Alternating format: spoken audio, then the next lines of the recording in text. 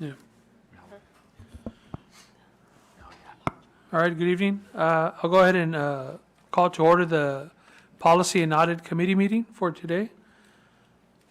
And we have public comments for agenda topics. No, there are no requests for public comments. All right, thank you. Next, we'll move on to our item, discussion of the 2024-2025 Independent Financial Audit. Ms. Aida Ambriz. Thank you, Mr. Chair, board members, Superintendent Dr. Corton, senior team, and members of the audience. Tonight, we have Mr. Matthew Montemayor from Carr, Riggs, and Ingram here tonight to present to you an update on our financial audit. So I will let Mr. Montemayor take it away. Thank you. All right, thank you, Ida. Good evening, committee chair, members of the committee, superintendent. It's great to be here with you this evening. My name is Matthew Montemayor. I'm a partner with Carr, Riggs, and Ingram. And as Ms. Ambriz mentioned, I'm here today to give you an update on your audit status. And in the past, you've been accustomed to receiving the report in advance and diving into and going over a presentation of the audit report and its contents. The plan was to originally come today and have a presentation of the draft of the financial statements, and you might ask yourself, well, why is it a draft? And so there's been some delays due to the issuance of the OMB compliance supplement. And the OMB compliance supplement is a guide that external auditors use for auditing compliance for your federal grants. So if you recall in the past, I've kind of laid out the audit process as consisting of two components. You would have the audit of the district's financial statements, and then you would have an audit over federal compliance. We refer to that as your federal single audit. And so the delay with the OMB compliance supplement basically put on hold issuance of the federal portion of your audit. And there was some pending guidance from TEA whether or not the district could submit two separate audit reports. Because in practice, it is permissible to issue two separate reports. You could issue the report over the audit of the financial statements, and you could issue the single audit report separately. However, barring any state agency requirements, those would have to be together. Well, we did receive a response from TEA, and that response was received on Friday that basically stated that the district could upload two separate reports when the submission window is open. And the submission window is scheduled to be open in February. I believe February is the due date, but the submission window is scheduled to be open in the middle of January of 2026. However, we could move forward and finalize the district's audit report. So the decision was made to go ahead and finalize this financial statement audit report and come to you at your December meeting, in which we would have a presentation to cover the district's finances and all your fund level exhibits, also cover government-wide exhibits, and the results of the audit, which is mainly our opinion over the district's financial statements. But just to give you a timeline, and I will cover this when we come back in December, of the timeline of the OMB compliance supplement delay, is the compliance supplement is usually issued around May or June in the summer. And this year, May and June of 2025, it wasn't issued. Notices started coming out in July on the delay of the OMB compliance supplement. So when August came around, I believe August 18th was the date, the federal government issued the draft compliance supplement. And so that was what has been used to guide our audit over compliance. So we didn't stop auditing over compliance. We still did that based on the draft compliance supplement. So when that's finalized and when that's issued, I anticipate the federal single audit portion to be wrapped up fairly quickly, and that would be a separate meeting on a separate approval with the board certificate for the single audit portion of the audit. But I kind of wanted to lay that out. I know, like as I mentioned at the start of this update was, the board is usually accustomed to having the report in advance of the meeting and to have a chance to go into it in detail and ask any questions, because it is a fairly large report. It's over 200 pages long, has many different financial exhibits. So our hope is to get you that in advance so you have time to take a look at it. And then when we get back here in December, to give you a full update of the report and its contents that cover specifically the financial statement side of the audit. That is the update that I have. Again, I know it's a brief, high-level update, but if there's any questions from any of the members of the committee, I'd be happy to address if you have any questions on those. Do you have any questions? I have one question. The OMB delays, what's your understanding of why they're delayed? Yeah, so each year, and there's no telling, right? We're part of the Government Audit Quality Center that issues, updates and notifications on this stuff. There was no real reason why it was delayed, but just that it was delayed and that they were working on finalizing the compliance supplement. It wasn't, I know the COVID years, when the COVID years came out, there was about a month or two delay on that year because of all the new federal grants related to COVID funding, Coronavirus Relief Fund, all the different acts that were, pushed out by the White House, and then that created some new federal funding. There was some time there. This year, there wasn't really any, major new funding that was issued. And so no real reason why. What they did is provide an update of that they're still working on finalizing the compliance supplement. Now, the shutdown of the government didn't help things, right? It was determined not to be an essential or exempted activity. So during the shutdown, no work was being done on the compliance supplement, and no definitive timeline of when it will be issued. TEA is also monitoring, when the compliance supplement's going to be finalized, and when they do get an update of when that is issued, they're going to provide further guidance on the final submission of the district's audit report. Thank you so much for your work on this. We appreciate that. Sure. Quick question, Mr. Chairman. Is the supplement something that comes out every year, or is it, how does that work? Yeah, so it's issued every year, the compliance supplement, and that just contains, it's like I mentioned, a guide for external auditors, because it contains all federal grants issued by the federal government, and the federal government can't audit every federal grant out there, so they rely on external auditors to audit for compliance, certain compliance requirements. And so each year, some of those compliance requirements may change, because there might be certain amendments on certain federal grants.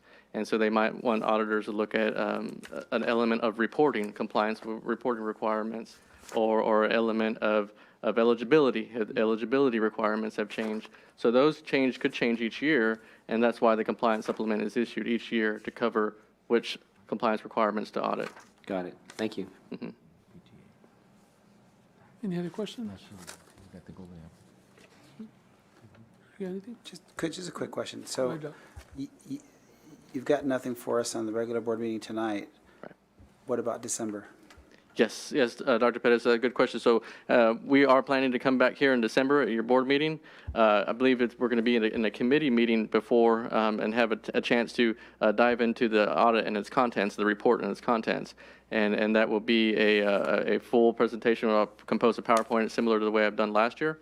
We'll cover a lot of financial information, and we'll cover that, and then go to the full board meeting for the approval of the report as discussed in the committees. And I'm assuming that prior to that board meeting, you'll be meeting with district leadership to give them a full update of all the findings? For sure, yes. And we've already put that in motion already. We've already had some meetings with the district management to cover the report, because we've completed our audit procedures over the financial statement audit.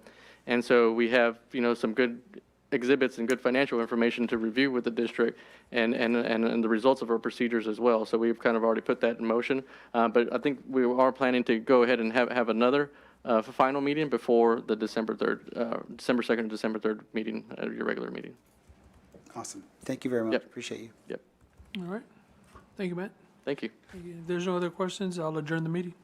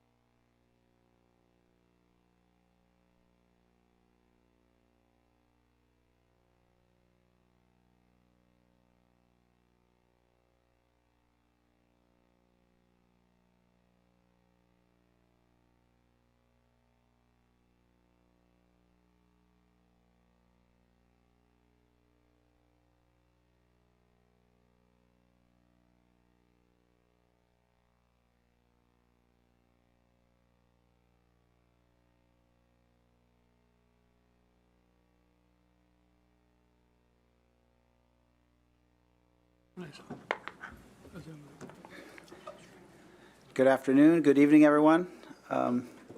Never quite sure when afternoon ends and evening begins, but I'll just say both. Thank you all for being here. I'm going to call the regular HCSD, Harlingen CISD Board meeting to order. The time is now 5:37 p.m. We do have a quorum. Before we begin, just so you know, Dr. Muniz and Mrs. Beto are not able to be with us today due to their travel schedules, but they're here in spirit. So I wanted to let you know about that. And before we begin, I would like to take a moment and recognize all our veterans in the audience. If you are a veteran, please stand for a round of applause on Veterans Day.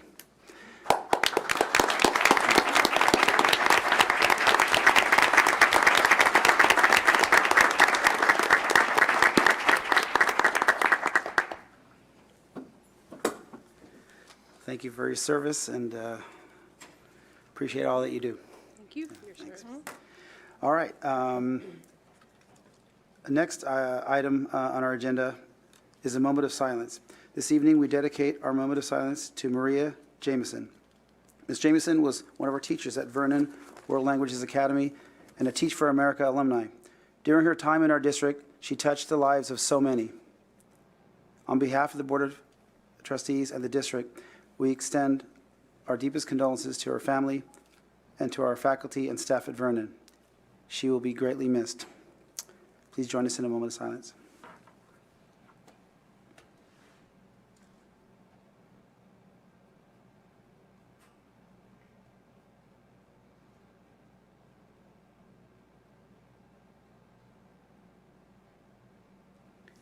Thank you. Mr. Reyes, Dr. Reyes, would you please lead us in the Pledge of Allegiance, or let us know who is going to do that, the honors? I imagine it's somebody from Coakley. Yes, and good evening, Mr. President, board members, Superintendent Dr. Cortan, senior team and audience. Tonight's Pledge of Allegiance will be led by Rose Pereda, a proud 8th grade student at Coakley Middle School. She is a child of proud parents Jean and Efren Pereda. Rose is a phenomenal student that is consistently on the principal's list and known for her positive spirit and ability to get along wonderfully with both her peers and staff. She is deeply involved in school life, showcasing her communication skills as the engaging pep rally MC and the voice behind our morning announcements. She is actively involved in school life, participating in activities such as speech, drama, and debate, the one-act play, and has been a strong competitor on the swim team throughout her middle school years. She has maintained her high standing as one of the top 12 students, which demonstrates her commitment to excellence in all her endeavors. Please help me welcome Rose Pereda as she leads us in the Pledge of Allegiance.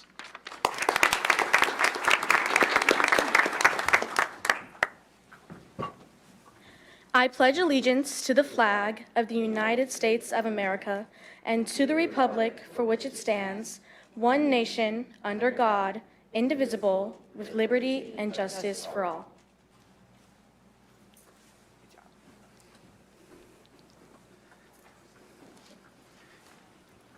Thank you so much, Rose, for being here. Thank you for all that you do. Amazing student and amazing leader. Thanks for being here this evening. Rose, are your parents here? No? They are? Could they please stand up? Let's give them a round of applause. Thank you.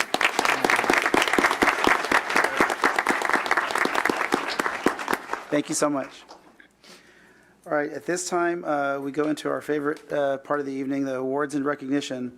And we'll start with Coach Davies, recognition of regional and state qualifiers for cross country.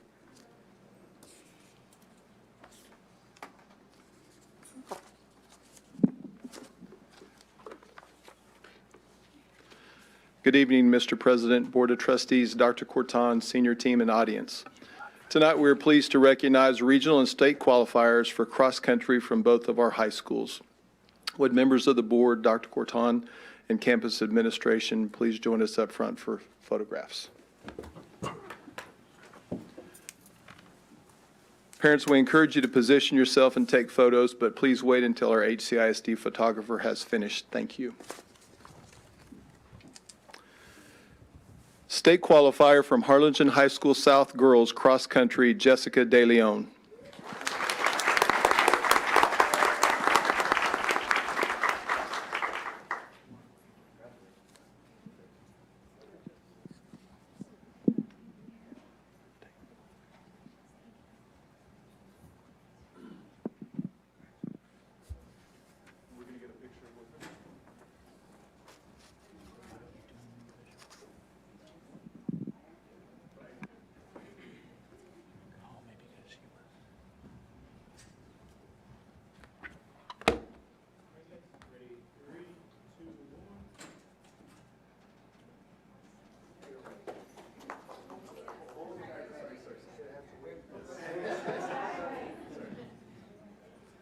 Thank you, sir.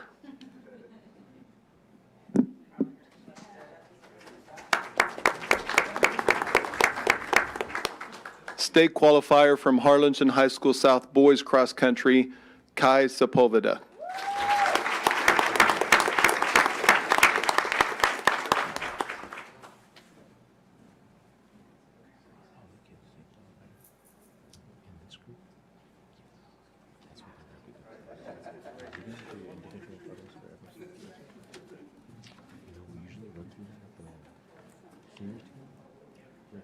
Regional and state qualifier. So it's regional and state. Why are we doing so many individuals? It's usually groups, right?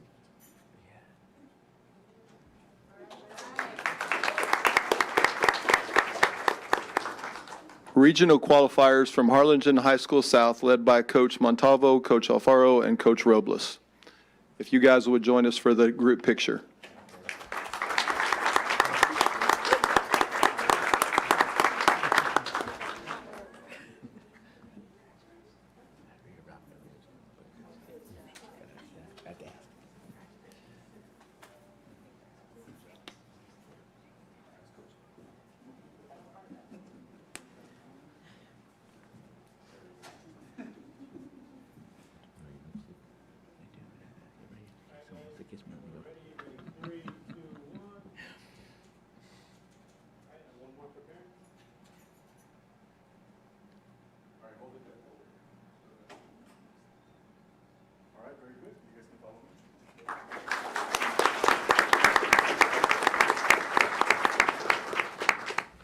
Mr. Amaya, if you'd join us up on the stage.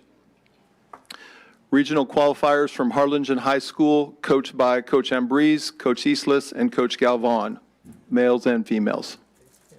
I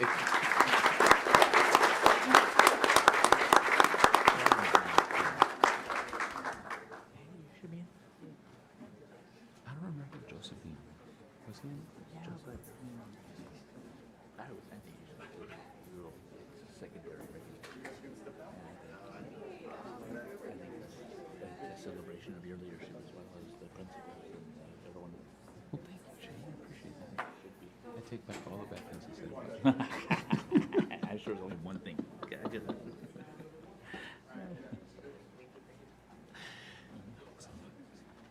Hold on. Take start deleting my list.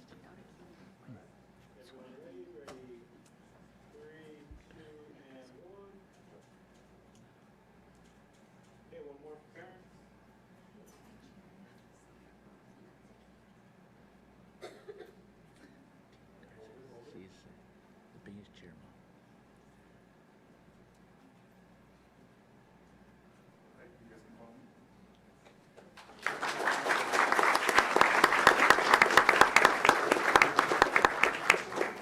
Parents in the audience, if one of these are your student, if you'd stand and be recognized, please.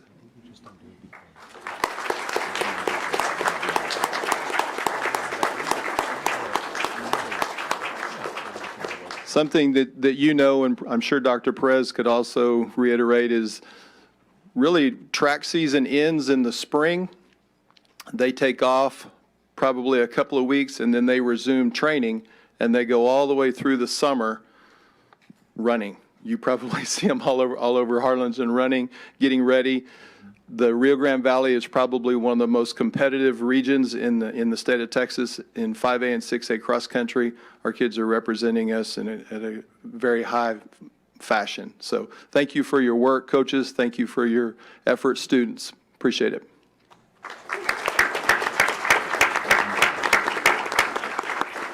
Well, I just want to say I was also a cross-country runner. Not as good as you all, but anyway. There's a lot of mental toughness it takes, obviously physical as well, but a lot of mental toughness because sometimes it's tough. It's early in the morning and there's a lot of, competition and you're there trying to beat your best time and trying to, obviously work as a team too and get a good performance. And so it's not easy. It's not for everybody, but that mental toughness and grit is going to serve you well in life and whatever you do. So keep up the good work. We're proud of you. And I'm not shocked that y'all are so skinny because y'all are clearly runners. Amazing fitness, amazing shape, but keep up the good work. We could, hope and we know we'll keep seeing you back here for future board meetings. So really proud of you for putting Harlingen CISD on the map. So.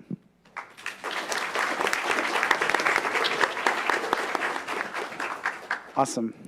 And our next item is recognition of PTSA Students of the Month for November 2025. Ms. Sylvia Gamboa.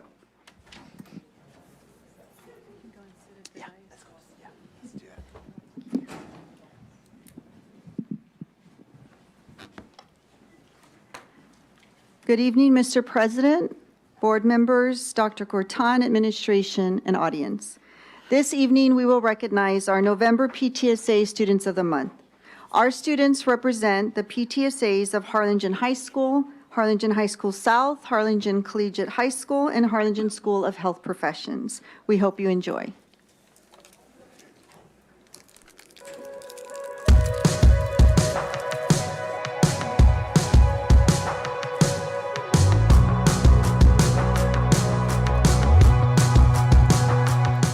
Hi, my name is Jayla Marhev, and I am a senior at Harlingen High School.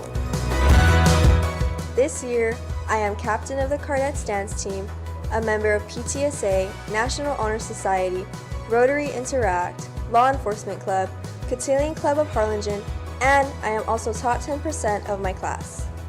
Along with that, I am also a part of the HISD Aviation Program, where I will be earning my private pilot license. In my free time, I like to spend time with my friends and family, travel, go to the beach, and spend most of my nights dancing at my dance studio, Star Dance Academy, where I am part of the senior company team.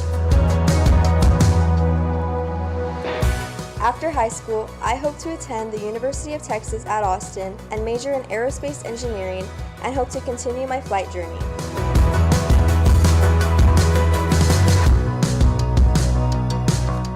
Hi, my name is Pablo Tervino,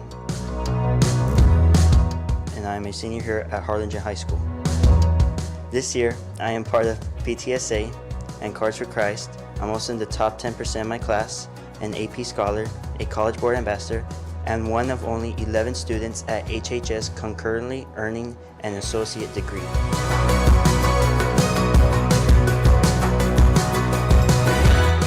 In my free time, I enjoy spending time with my family and friends, playing basketball, studying, and volunteering.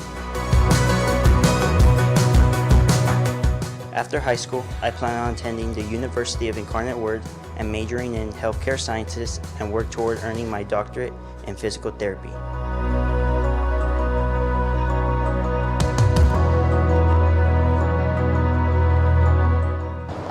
Hi, my name is Bianca Roman. I am a senior at Harlingen South. I am a part of varsity wrestling, Southern Stars drill team, Cotillion Club of Harlingen, a PTSA member, National Honor Society historian, student council historian, and a part of Top 10. In my free time, I like to go to the beach, spend time with my loved ones, and dance at Palm Valley. Although I do not know where I want to attend college after graduation, I know I want to earn a degree in nursing. Hi, my name is Ezra Vento, and I'm a senior at Harlingen High School South. This year I'm a member of South Park Baseball, NHS, NTHS, PTSA, Student Council, Hawks for Christ, and I'm also a member of the top 10% of my class. In my free time, I like to spend time with my family and friends.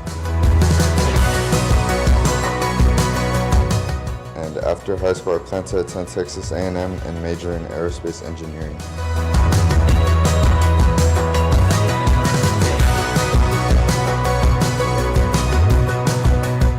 Hello, my name is Esteban Lopez Sanchez,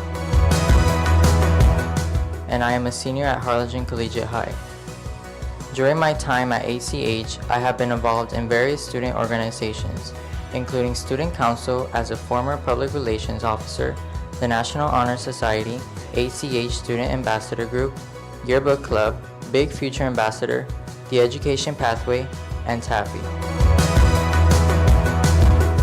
In my free time, I enjoy spending time with my family, hanging out with friends, or volunteering at local community events.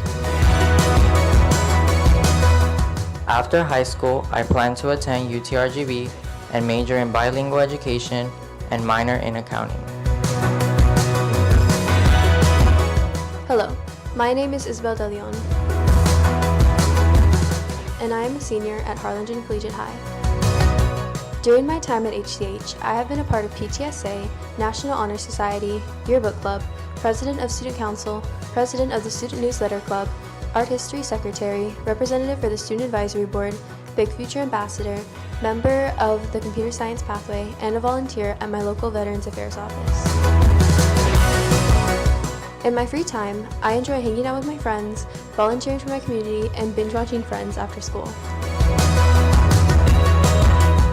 After high school, I plan to attend the University of Texas at Austin and double major in sociology and journalism.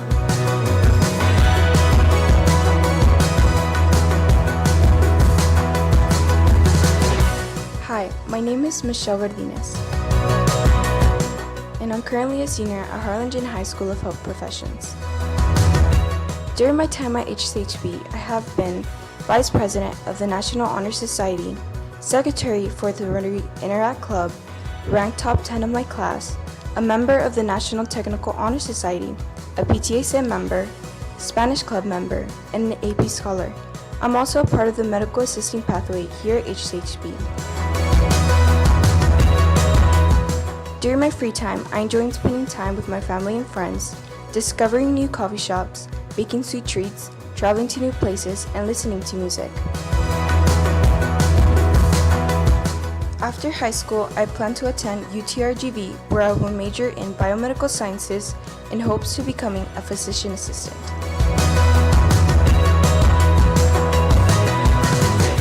Hello, my name is Sofia Reyes, and I am a senior at Harlingen School of Health Professions.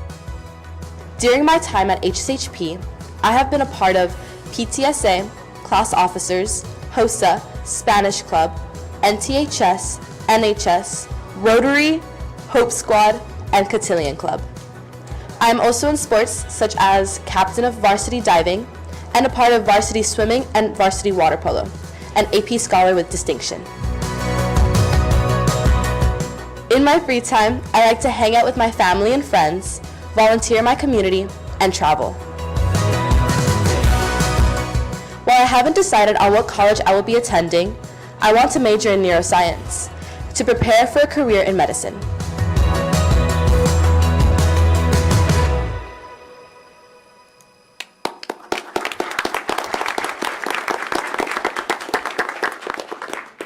Congratulations to our Students of the Month. I'd also like to extend a round of applause for our students' family members joining us today. Family, can you please stand?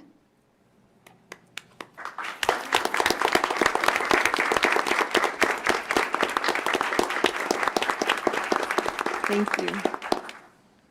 We want to thank Harlingen City Council PTA for celebrating our Students of the Month. On behalf of the organization, I'd like to invite Mrs. Nadia Alanis, Dr. Corton, and our school board to come forward for photos with our students.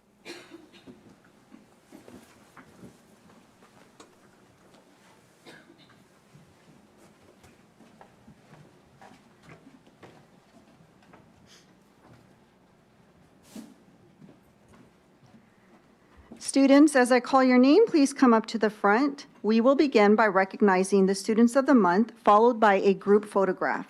Students are kindly requested to remain after the photographs to allow the Board of Trustees an opportunity to offer congratulatory remarks or comments. From Harlingen High School, Pablo Trevino.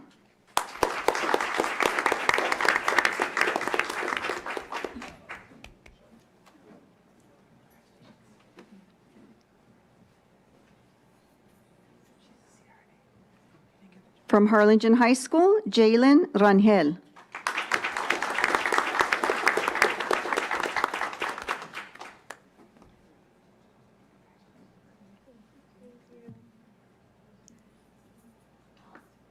From Harlingen Collegiate High, Esteban Lopez Sanchez.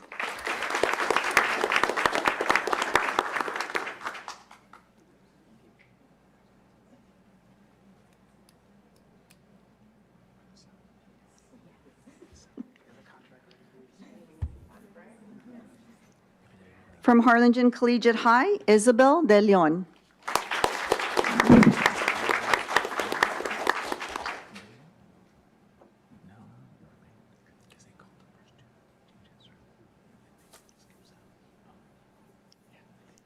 And from Harlingen School of Health Professions, Michelle Verdines.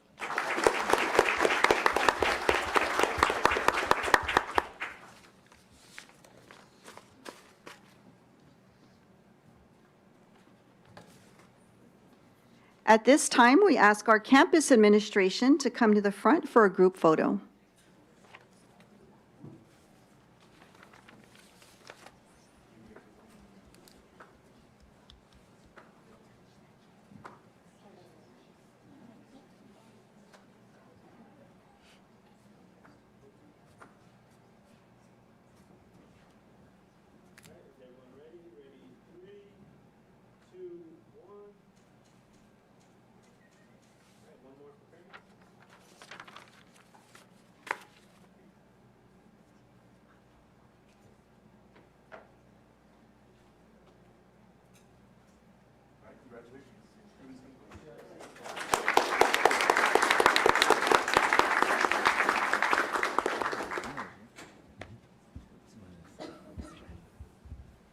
Any comments from the board? First of all, thanks to our PTA for all your support for our students and our schools and always sponsoring our Students of the Month. Any comments from any of the board members? Dr. Roniger?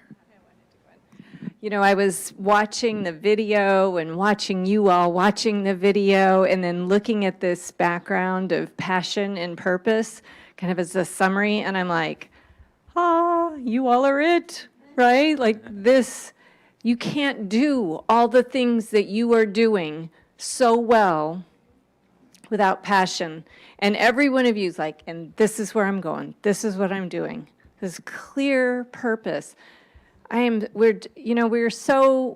are so honored to honor you at these events because the work you put in, the dedication, you are just going great places, and we're so fortunate to be a part of it. And I'm so proud of Dr. Cortan and the leadership team for providing all of these opportunities and then having students know to take advantage of them. Congratulations on that. Esteban, I wanted to say I saw a teaching path in there. And so, I want you to know you're a role model for other young men. We need more men in education. We need more men in like our younger elementary era so that our little boys are seeing strong men leading them, and our women are doing amazing things, and I just celebrate that you're there too. So congratulations on that choice. You all are amazing. Congratulations. And parents, wow, you have so much to be proud of.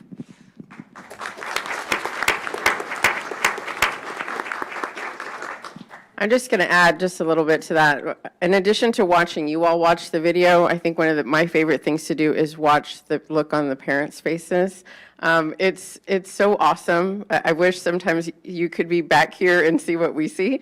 And so I just love watching the looks on your parents' faces. It is just ultimate pride. And so you have so much to be proud of. And so congratulations to you all. And I just, if there's any, I think there's lots of educators, right, that are either here or back in are the rooms in the back. A huge thank you to them, right? I think we had administration here because they put in lots of time with you, and you wouldn't be where you were at without them. And so, as Dr. Einiger mentioned, y'all are off to big and huge things. Enjoy the last, it's already November, right? What you've got left of your senior year. I love hearing that you all love spending time with your family and friends. Enjoy that time. Give them extra hugs before you're off to these huge things. And don't forget that we would love to have you back here after you're done on those adventures. We need you here in our community doing great things.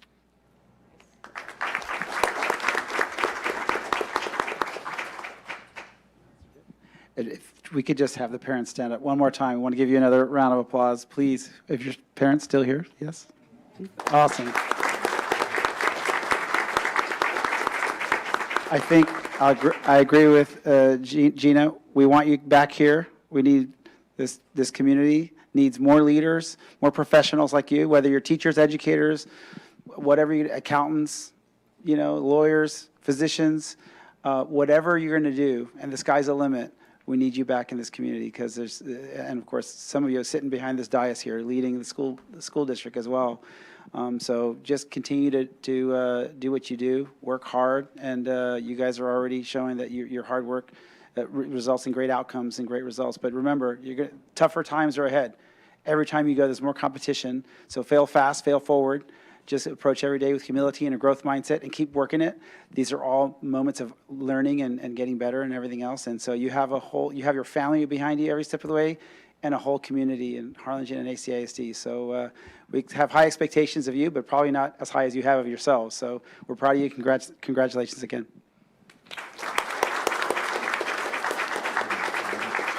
At this time, our next item, recognition of U.S. News and World Report, Best Elementary, Middle, and High Schools. Dr. Reyes and Tanya Garza.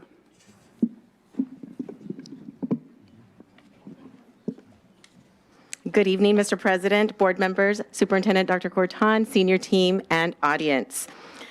The 2026 Best Elementary, Best Middle Schools, and Best High School rankings have been published for the U.S. News and World Report, and the news is great for Harlingen CISD.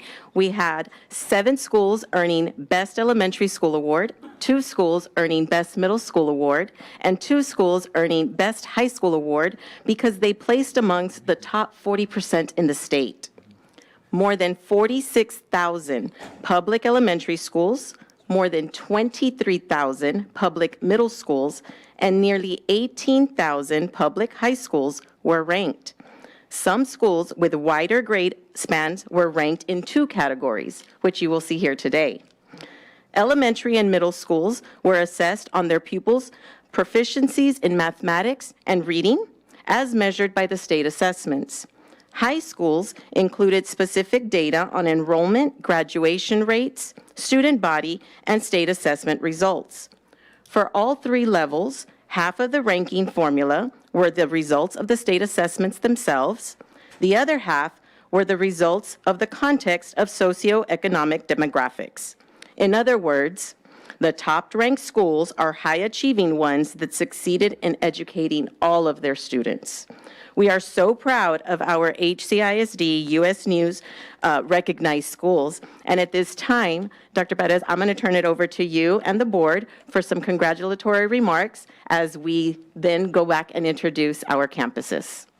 Sure, and then just to explain a little logistics. So we have, I imagine, a lot of people throughout the building that are going to come forward here in a little bit. And so the reason that's why we're going to make our comments before. So I just want to, again, extend my congratulations, Dr. Corton, to you, to your senior team, to all the principals.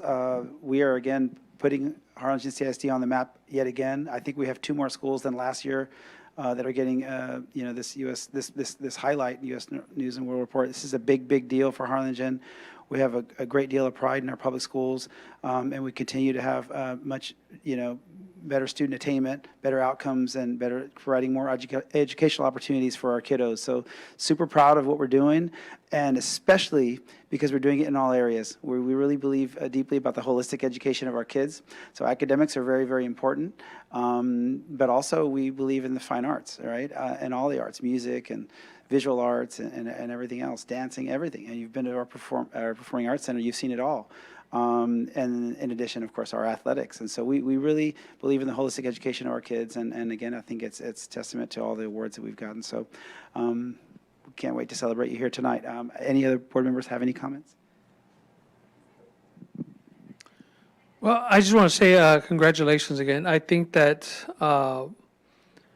we've all heard the term leadership matters, and I think it's in moments like this when, I know for the board up here, when we look across our district and we look at our campus leadership, our district leadership, we're comfortable and we feel good about the type of leaders we have, especially our principals. I just want to give a huge shout out to our principals at these campuses, especially for the work that they do.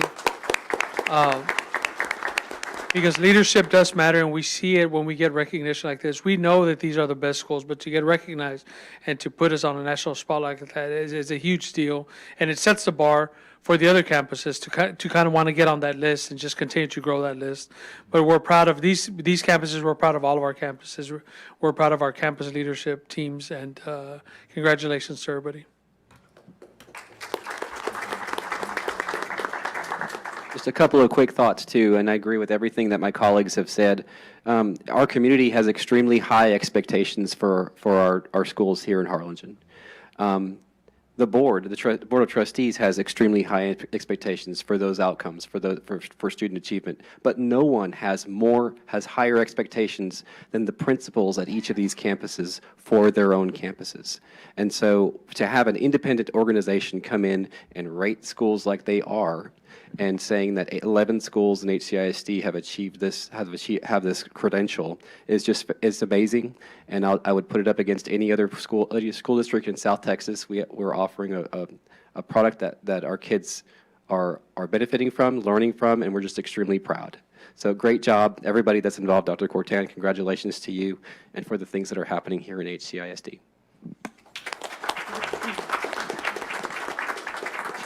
At this time, we will recognize our campuses individually and take an individual photo with each of our schools. We will begin with our elementary schools. Bonham Elementary, Principal Minnie Ramirez.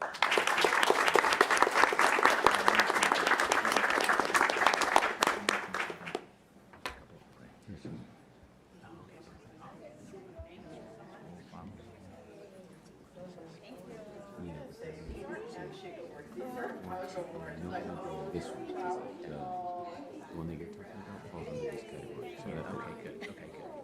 Town flat blank. Oh, here it is. Curriculum instruction. Curriculum instruction is the lift down. So you see that's right in the. So lift on. Okay. Education and training is prep. Are we doing the additional school days? No, ADSY. No. So I'm glad I didn't put one too. So it's just education and training and prep. Thank you for catching that, Shane. Okay.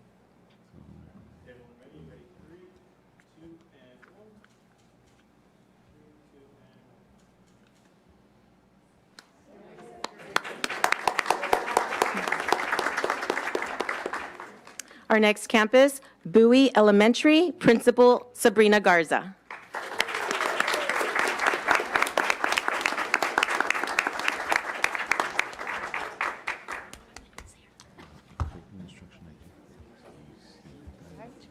Are we doing any of the CMI? Not lift. What's lift? Isn't lift? Got it.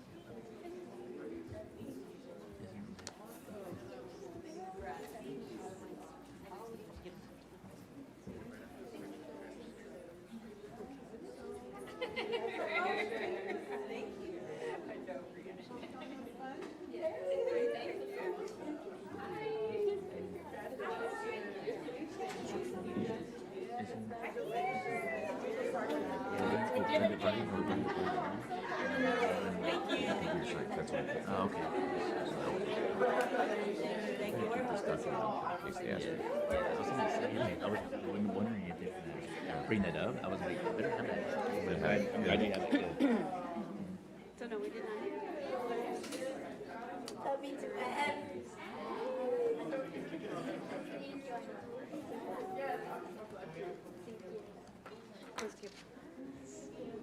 Distinction. Memorial or Nicole Center. They got it all. So, are you Ready, big smiles. Ready, 3, 2, 1. One more, 3, 2, and 1.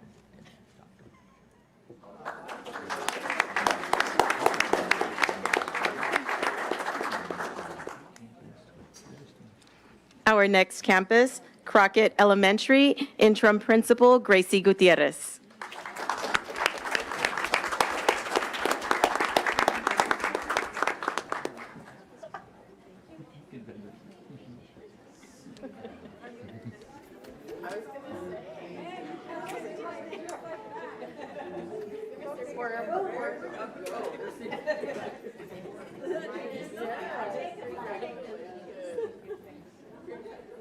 Congratulations.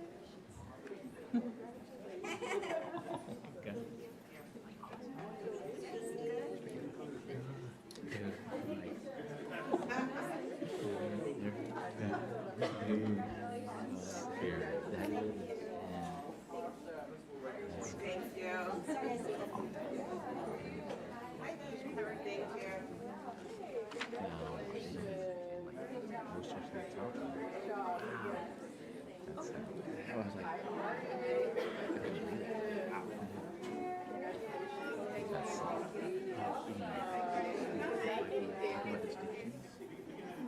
we need to make sure like we remind people what that means. Like, hey, that's a big deal. You're the best in your comparative group, man.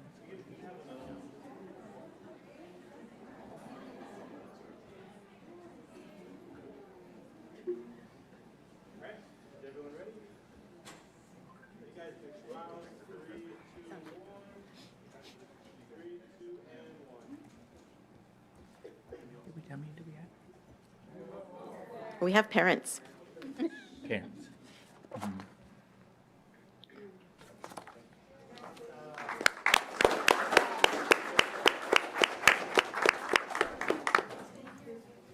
Our next campus, Dishman Elementary, Principal Tony Salas.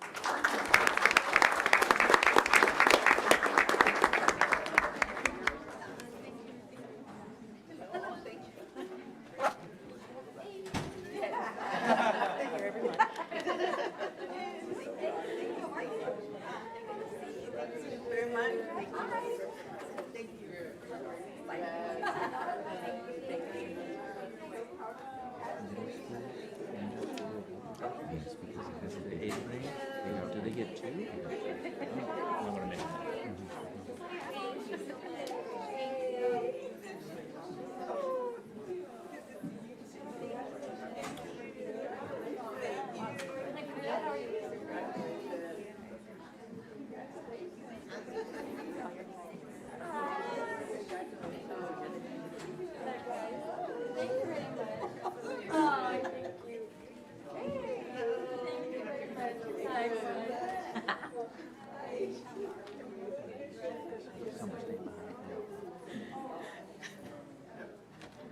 campus awards.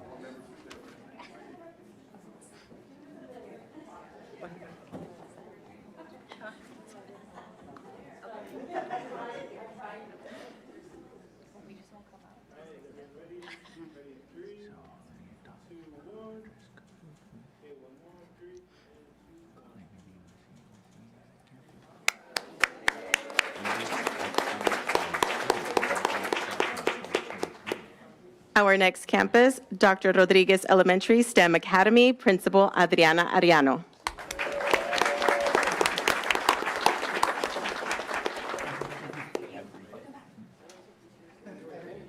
In Southland, 22 or 23?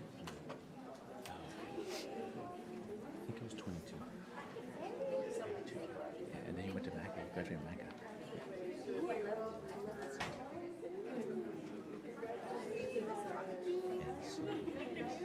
like.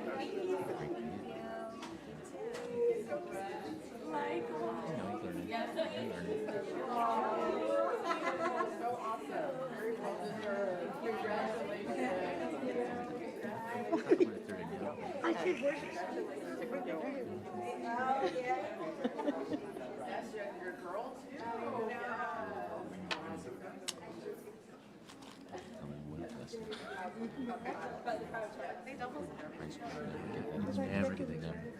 So they're going to Midwest. No, I'm sorry, Midwest. In December, state. And no way, yeah, and then now the developer in Indianapolis last year. And that attracts so many more to the program.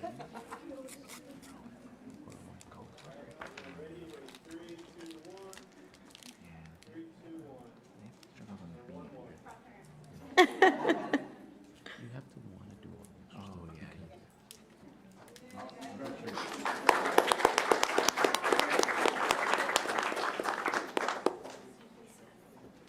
Our next campus, Lee Means Elementary Fine Arts Academy, Principal Melissa Almaraz.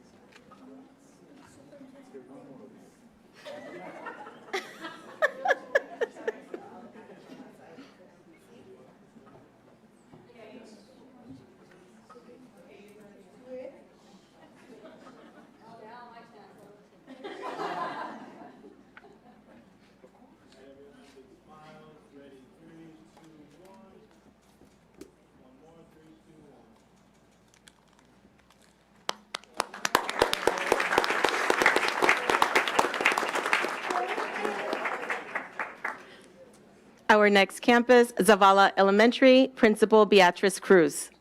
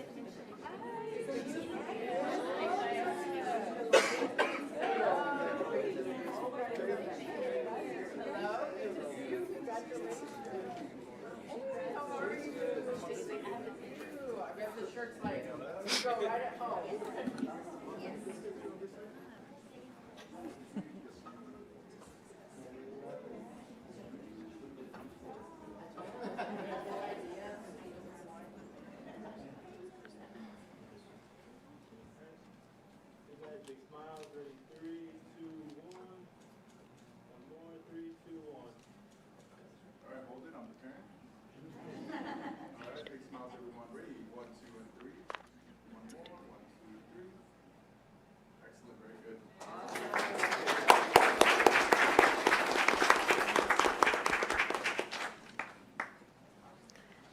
Moving on into our middle schools, we will have Dr. Reyes join me up here at the podium so that we're able to introduce our secondary campuses.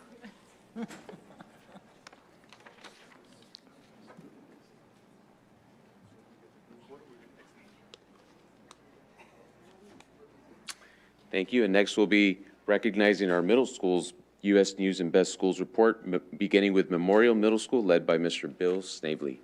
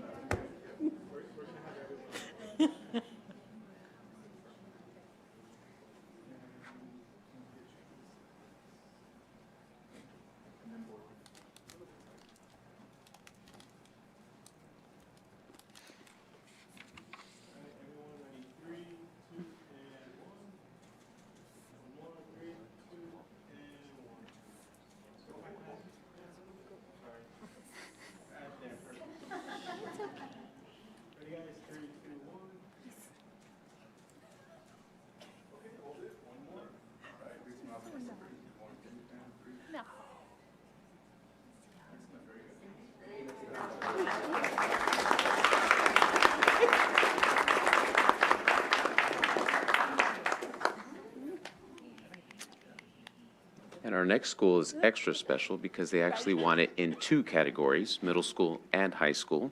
And that would be Harlingen School of Health Professions, led by Principal Tina Garza.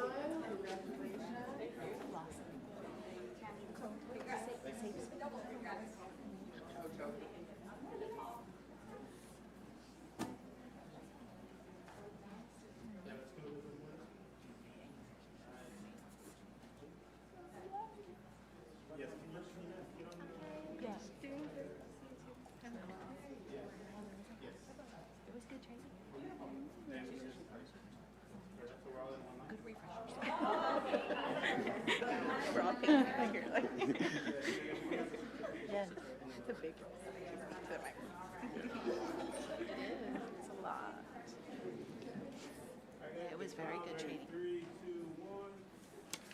One more. 3, 2, 1.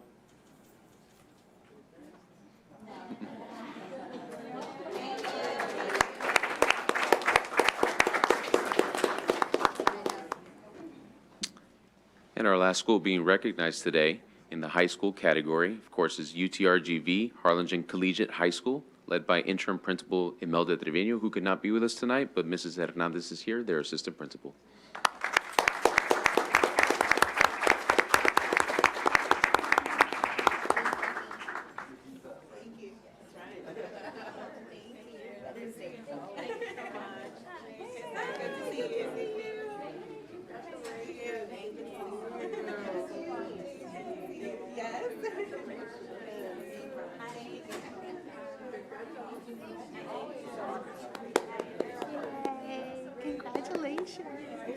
Congratulations.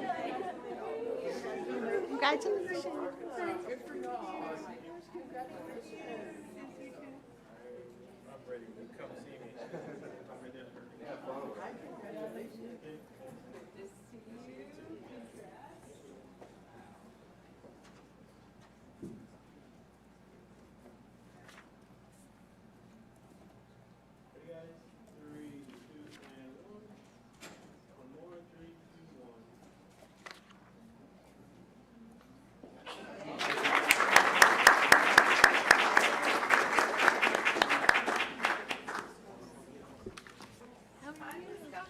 Good to see you. Congratulations. Always great to see you.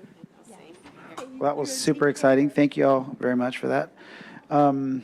Next item, I'll ask Shane Strubart. Our next item is celebrating PTA membership growth. Mr. Strubart. Good evening, President Pettis, trustees, Dr. Cortan, administration, and audience. Tonight, we're proud to share exciting news that celebrates the power of family and community partnerships in Harlingen CISD. The Texas PTA recently announced that our district ranks second in the entire state for Texas for PTA growth. That's a round of applause right there.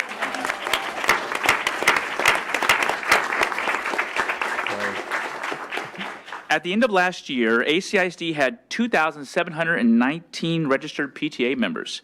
As of this week, we've reached 3,141 members, a growth of more than 15% in just a few months. That increase represents far more than numbers. It reflects engagement, collaboration, and a shared commitment to our students' success. Across the district, campuses have earned multiple honors from Texas PTA, including the Head Start Award, the Early Bird Achievement Award, and the Golden Apple Award for 100% staff participation. These achievements showcase the dedication of our families, teachers, and leaders who keep our PTAs strong. We especially want to thank Samantha Ortega, President of the Harlingen City Council of PTAs, along with her executive board, Kristen Resendez, Pamela Alvarez, Beatriz Cruz, Miracle Flores Ortiz, Nadia Alanis, Jennifer Allen, and Noelia Barrera for their incredible leadership and support of our PTAs across the district. And now, it's my honor to recognize the heart of this success, our amazing PTAs from campuses across Harlingen CISD. PTA leaders, when I call your name, your campus name, please come forward. Principals, please join them if you're still in the audience. All right, so here we go with our list. All right, our first one is Early Childhood Academy.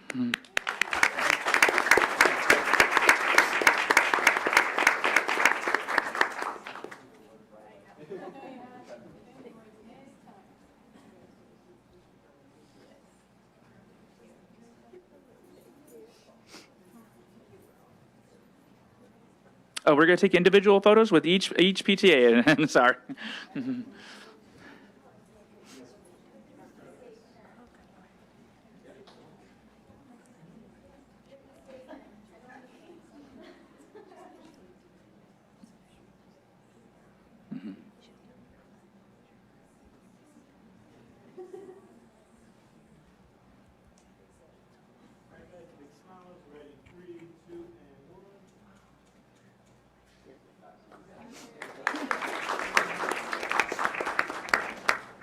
Now, this on campus was unable to join us tonight, but I did want to give a shout out to Bonham Elementary. They almost doubled their membership, so let's give them a round of applause.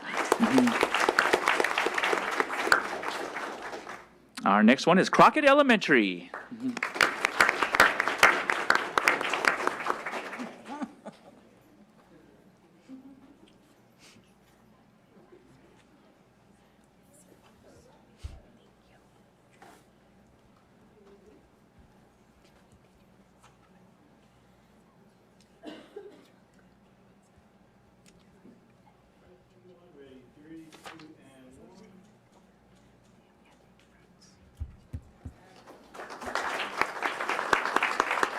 This campus received the Golden Apple Award, Dishman Elementary.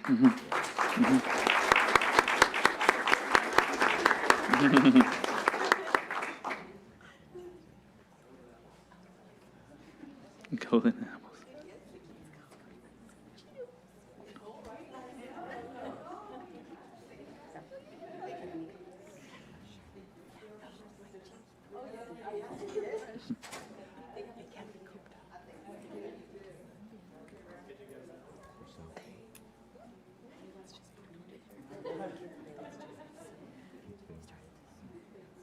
All right, everyone ready?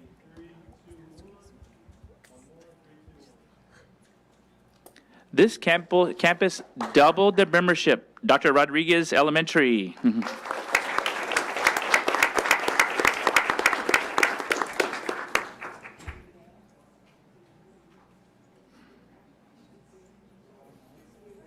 we go.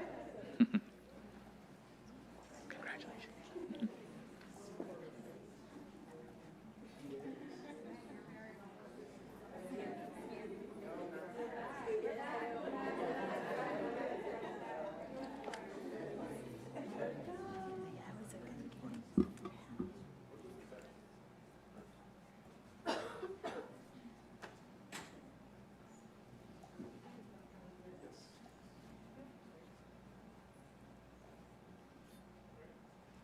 Ready? 3, 2, 1. One more. 3, 2, 1. This campus also doubled their membership. Sam Houston Elementary.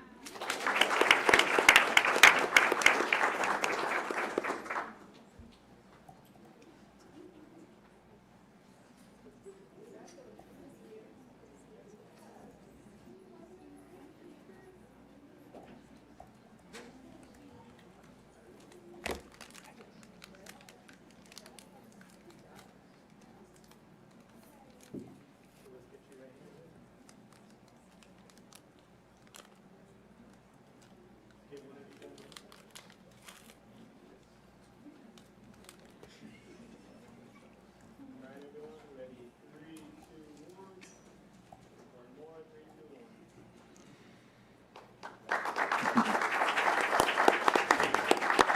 1. Bowie Elementary.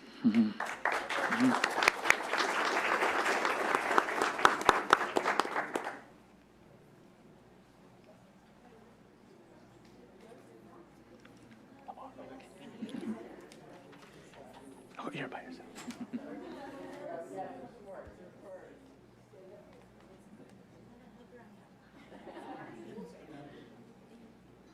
It's okay, you look great. You're right.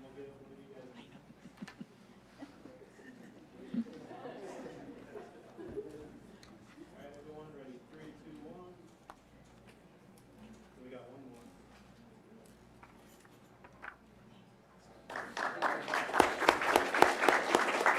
Our next campus is Lamar Elementary.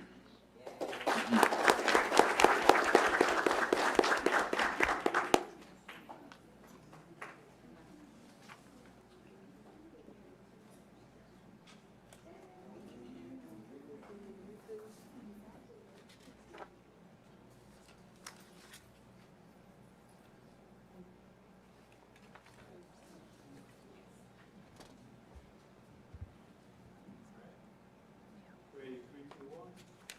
One more.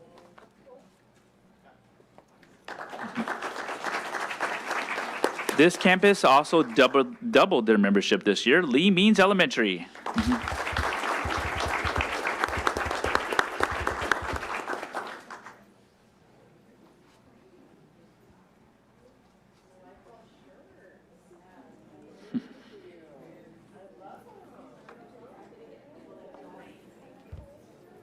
There's a shirt competition going on over here. I know, right? Like, where's our shirt? Next year. Ready, guys? 3, 2,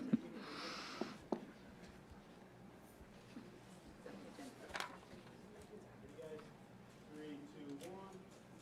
One more. 3, 2,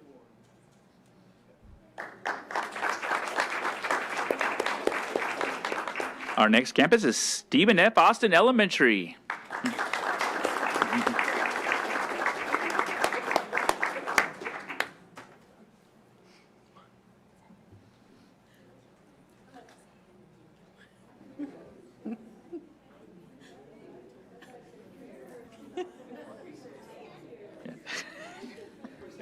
Very clear, very clear. In case y'all forgot who was really named after her.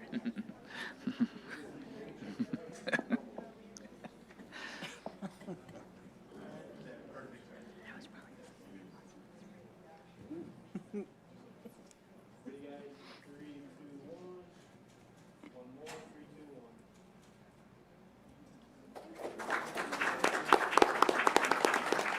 1. Our next school is Stewart Place Elementary.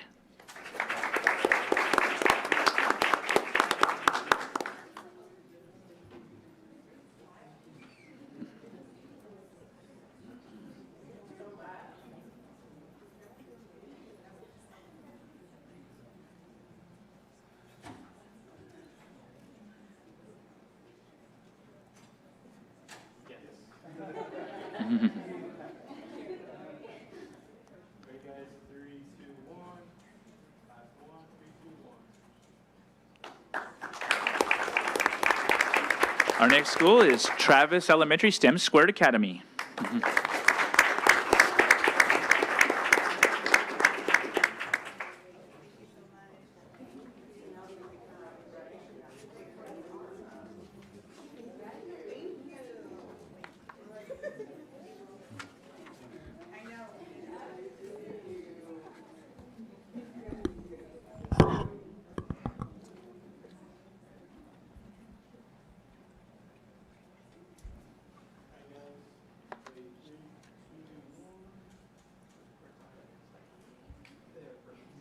3, 2, 1.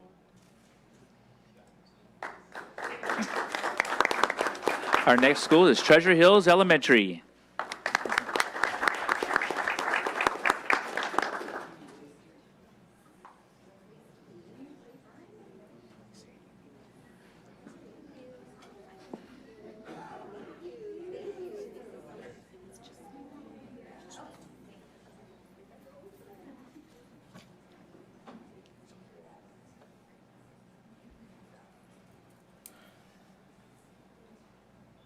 Ready? 3, 2,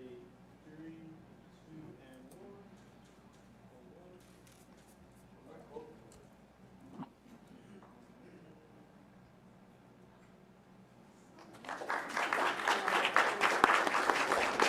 1. And rounding out our elementary lineup is Zavala Elementary with the shirts.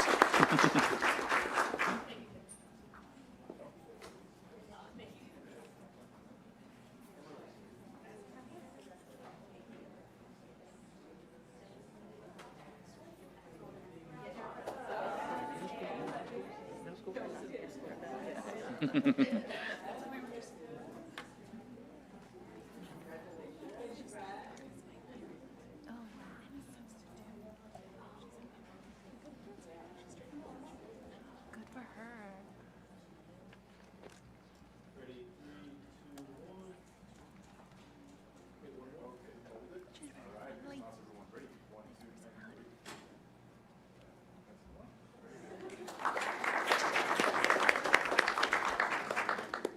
Our next school is Coakley Middle School. Oh, you're already here.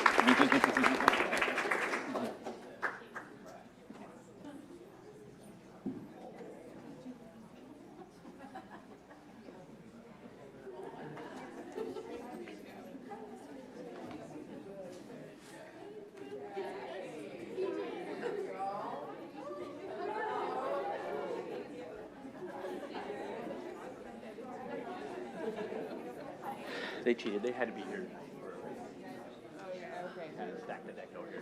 That's no fair, they didn't have to wait. Yeah. That's right. Well, I saw the PTA rep earlier. I guess she had to go. Yeah, Jillian.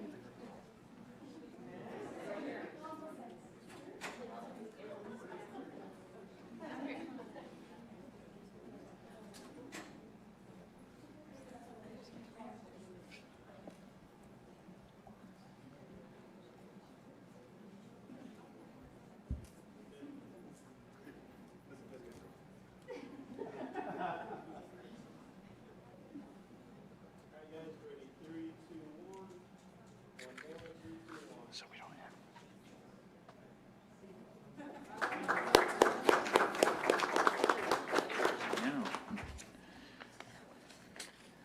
unable to join us, but I definitely want to give a shout out to this campus because they also received the Golden Apple Award, and that's Memorial Middle School. So let's give them a round of applause.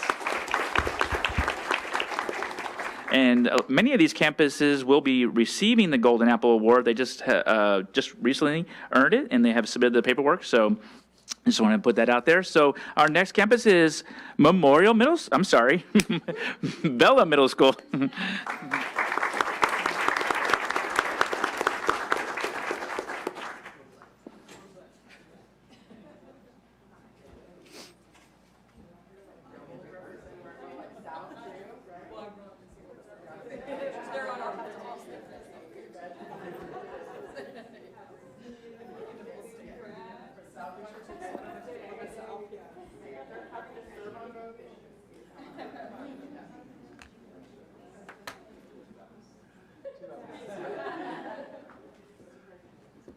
I have a notation here that Bella has over 200 parents involved.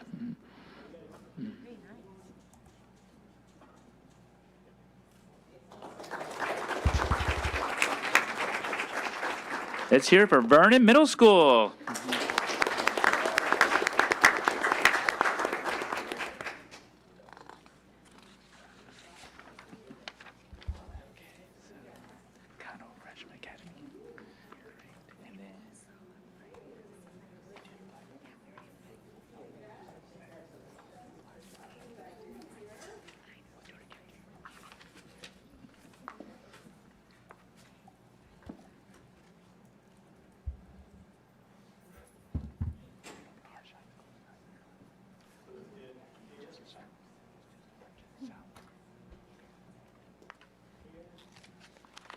Ready, 3, 2,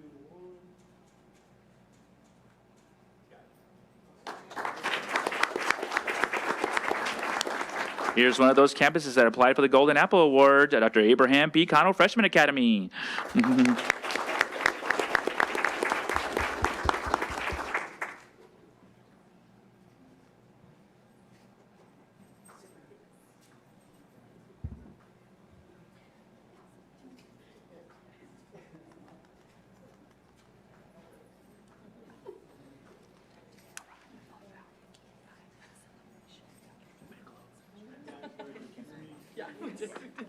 Perfect.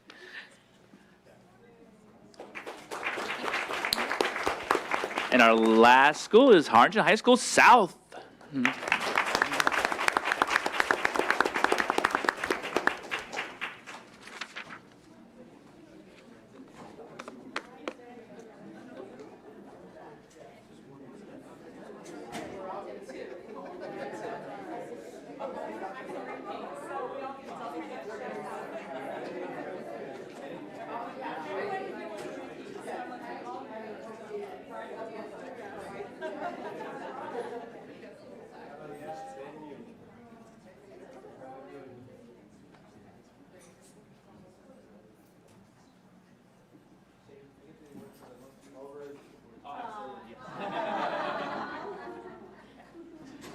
Right, everyone, ready, 3, 2, 1.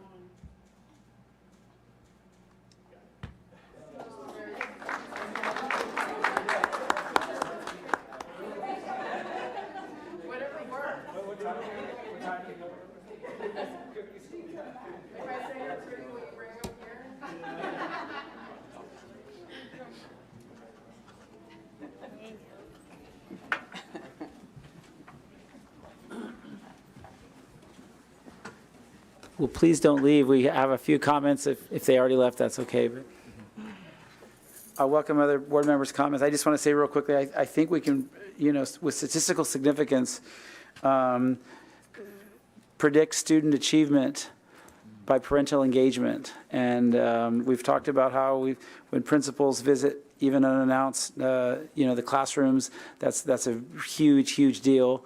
With the engagement of the principals just going around and obviously the relationships and the caring of just visiting the classrooms. But I think equally, if not more important, is just, parental engagement. And I think it's evident tonight by our increased enrollment with our PTA. So thank you all for all that you do. You set the bar higher in this term. We have high expectations as a district, but it's a lot driven by what you all bring, your energy that you bring, your expectations, and also the way you sort of support our educators in every school. So thank you, and I'll welcome the comments of other board members. Real quick, I'll go. I would just want to point out, we just recognized quite a few U.S. News and World Report schools that increased from last year, which I believe was an increase from the year before. And I don't think it's a coincidence that the very next recognition was that our PTA engagement went skyrocketing. And those things are correlated. When our parents are engaged, when our families are engaged, when everybody's in and believes in what we're doing, you're gonna have results. So congratulations to all of our PTAs, to the presidents, to the families. It really does make a difference. And just I appreciate all your efforts and everything that you're doing for our kids. Thank you. The only thing I want to add is, I mean, I love seeing the parents here and just super appreciative for all that you do to work with our schools and to create experiences for our kids, because that's what keeps them engaged and excited about being in their schools, in addition to all the learning, right? And I also want to thank our principals, because, we talked about the Golden Apple Award. Those aren't possible, without really good relationships between our PTAs and our campus administration. And so it really takes that working together to emphasize how important those relationships are. And I want to thank y'all for welcoming as a fellow PTA member, welcoming us into your schools, right? And allowing us to go in and do all of the things that we say, hey, these are these great ideas, right, that we want to do for our kids. So I just want to say thank you for letting us do that. And thank you to City Council PTA for continuing to push us moving forward and keeping us on track, and just all of the great things that you all do. So thank you all very much.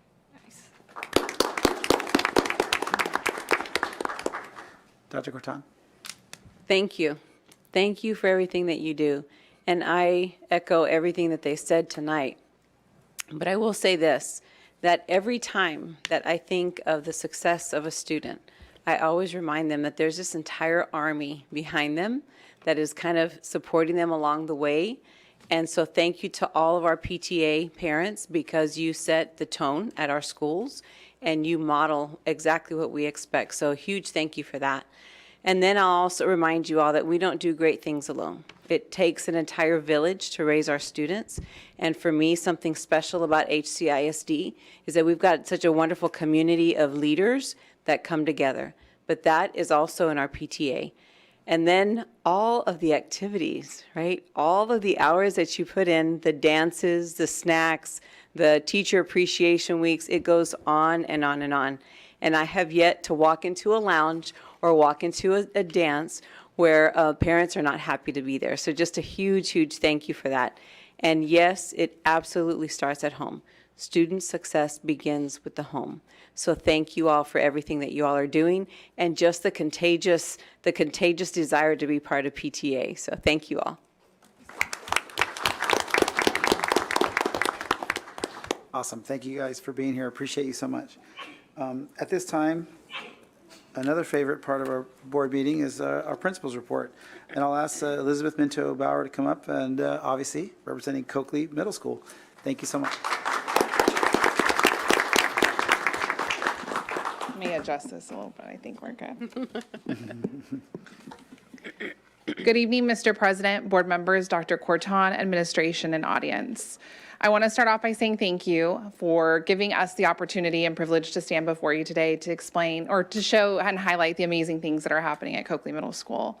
But just like Dr. Corton mentioned, we can't do it without the amazing team. So I want to take some time to introduce them, because they are the ones that do the hard work every single day. So our administrative team, we have Mr. Daniel Sanchez, if you'll stand, Miss Ashley David. We can give him, yeah. And stay standing. And then our two lever leaders that we're going to talk about, we have Ms. Darlene Hernandez, if you'll please stand, and Cassandra Garcia, if they'll please stand. And then some of our teachers that we've had the privilege of working with is Ms. Yahaira Jaimes. She is speech drama debate. Ms. Rosa Alonso is history teacher. Miss Diane Hernandez, she's one of our math teachers. Samantha Molina, also a math teacher, and Cynthia Naya, a math teacher. So if we can give them a huge round of applause. Thank you so much. Y'all can have a seat. They are, I mean, it's truly an honor to serve them. You all, I mean, we could not do the work that we do without each of you. So I hope you know how much I love you and appreciate you. I'll get emotional. The clicker is not working, Tanya.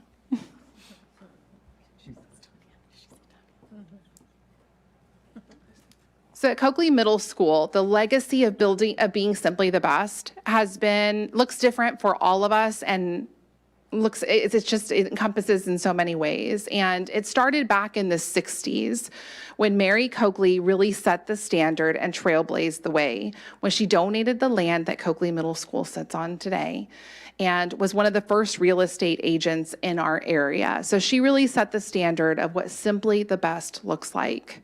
And simply the best for us is not just a slogan. It's a way that we operate, how we do things, how we show up for each other, but most importantly, how we show up for our students. And some of the photos that you have here, you have where the library ambassadors are facilitating a lesson with some of our life skills students, or a teacher that decides to take the students outside for learning just because it's a beautiful day. Our Hope Squad sponsors taking our students to the Children Bereavement Center to donate their time. And most recently, we hosted a Fall Family Festival where we had over 300 families come together to connect with their loved ones. And it was such a beautiful sight to see little children that we envision as future Coakley Cougars, and then alumni that walk through the hallways, and they were so proud to be in their middle school again. But these memories and opportunities are provided to students because of the teachers. The teachers are the ones giving them that opportunity and uplifting them. So through that process, we thought, how do we uplift our teachers and give them everything that they deserve as well? And so because when adults lead with purpose, students will learn with passion. So this belief, in partnership with Holdsworth, the development of the Lever Leader program emerged. The Lever Leader program is aligned to one of our Big Six strategic plan. And so we started really looking at the data. We started to look at the story behind the data and what did it tell us. And so we saw that 42% of our teachers at Coakley had within 0 to 5 years of teaching experience. They had lower levels of self-efficacy, but really a determination to want and do as best as they possibly could for their students. And we saw an accountability rating that was telling us we needed to do something slightly different because students were counting on us.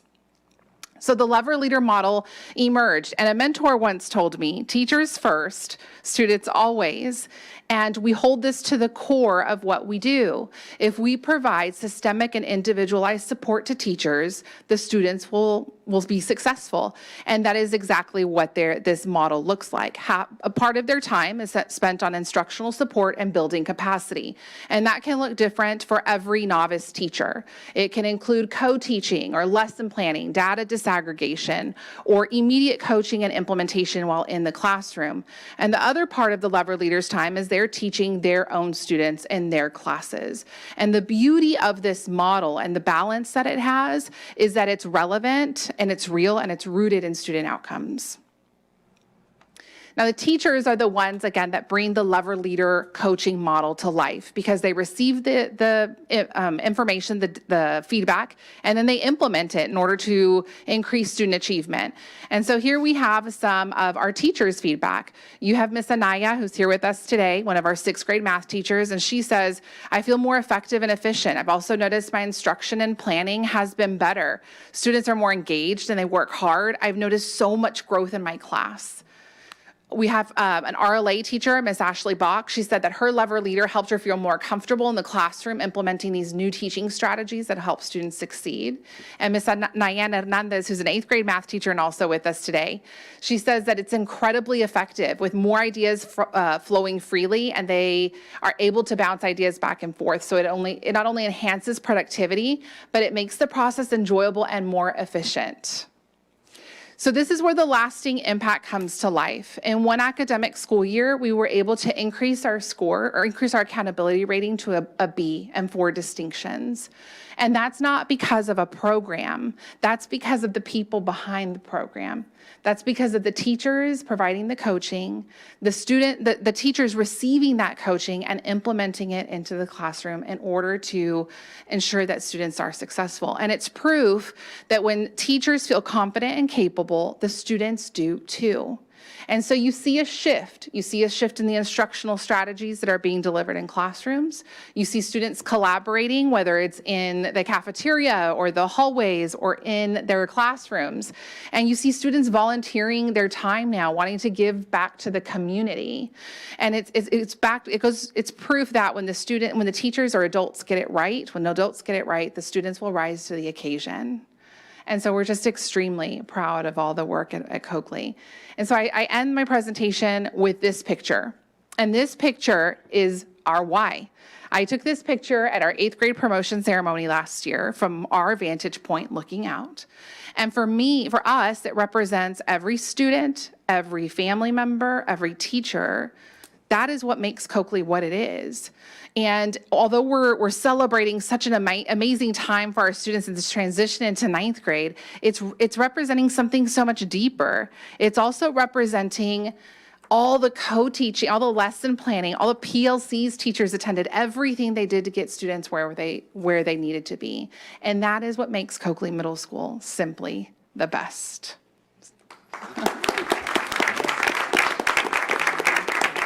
So we're going to transition now to a short video that we have highlighting our Lover Leader program.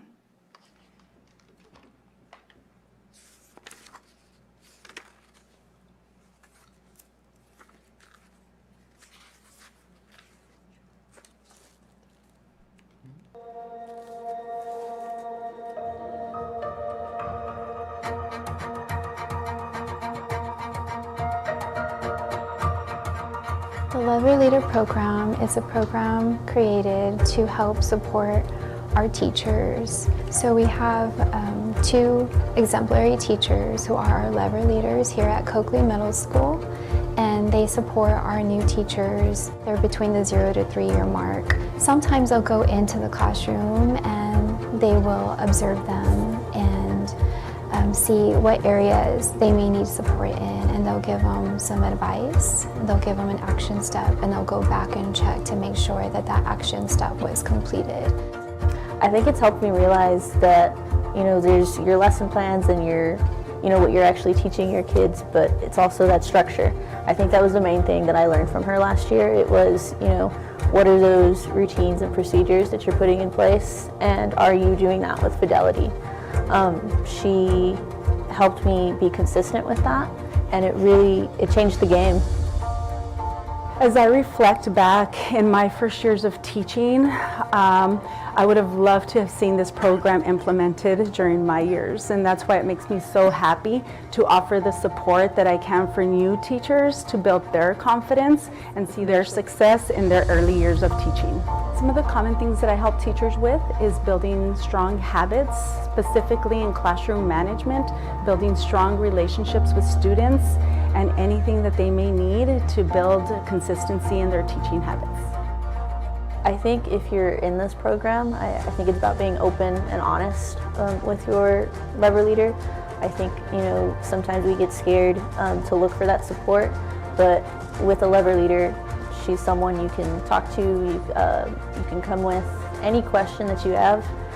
She's going to support you, encourage you, and walk with you through the process. I think it's a good thing because before they walk into their classrooms, they're not letting the kids do whatever they want, and they'll actually work with the kids and help the kids learn more than what they think they need. She helps the classroom be very fun and exciting to go into because we have our own opinions that we get to say, and she won't judge, and she'll probably help us with those opinions. Our mission is student success. We want to make sure that our students are successful. Our Lover Leaders fit into that because they support our new teachers as they support our students. We advocate for our students with all that we can, and we make sure that they achieve everything that they could ever possibly dream of.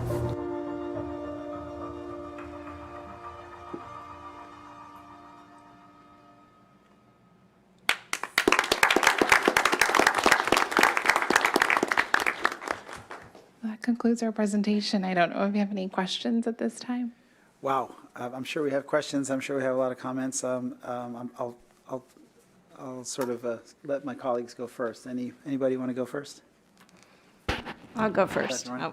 First off, I just want to say the words lever leader, lever leader, lever leader. That is such a fun saying and like so important.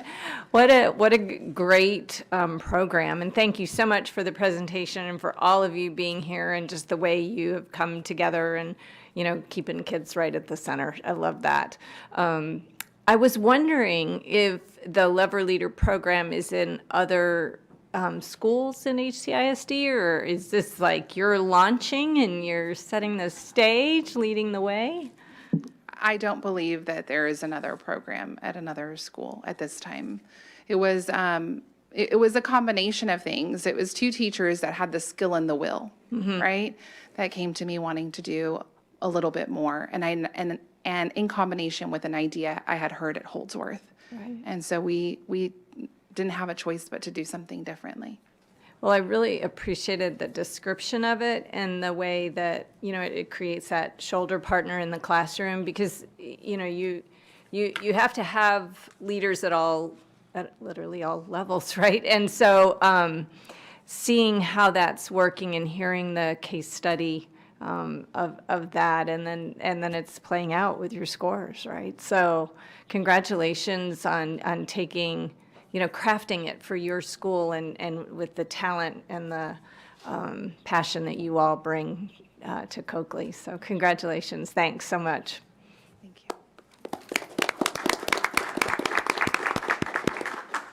Anybody? I've got something, sure. Yeah. No, I'll just say, look, I like that you started your presentation by acknowledging the past, celebrating the past. I didn't know that she donated the land. That's pretty cool.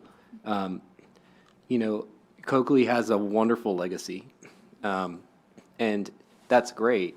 But what I kind of remember is that Babe Ruth said that you don't, yesterday's home runs don't win today's ball games, right? So it's great. All that really proves is that you can do it, that it's possible. And we did need help with accountability. So insert Bauer, insert strategy. The culture is fantastic. I've been there. I've been on campus. The kids love being Cougars. I can tell that the team loves the kids, and so I mean I'm just a fan at this point, watching your strategy unfold. And I think what we're seeing it happen real time. And I think a few years from now, we might be talking about lever leaders and more than just Coakley Middle School. And, you know, and for whatever the name of it is, I think it's just that you're recognizing the talent you have on the campus. You've got some capable, experienced teachers who want to help, who want to share their experiences. And so, I mean, the technical parts, you've got it, and I can see it. But I think that you also have that passion and that love for the kids, and it's starting to show up in the accountability side. So, congratulations for what you're doing. Anything we can do to help. Thank you.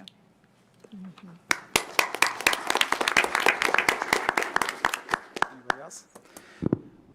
You want to? I'll go after you. Sure. Well, I just want to say leadership matters, and I love how, you know, you start with a problem of practice, and then you sort of have the relationships and obviously the teamwork at your campus to listen to your people, and to use your words. You know, you have some, you know, trailblazers and some folks with a will and skill to highlight that problem of practice, and then it seems to me it's a whole story of professional development. So then you, already an amazing leader with some more things and more skills and more, obviously, things that you've learned from your experience at Holdsworth, then put that into action and then came up with this plan. And it's such a needed thing because obviously, again, to use your words, right, your teachers first, you know, students always.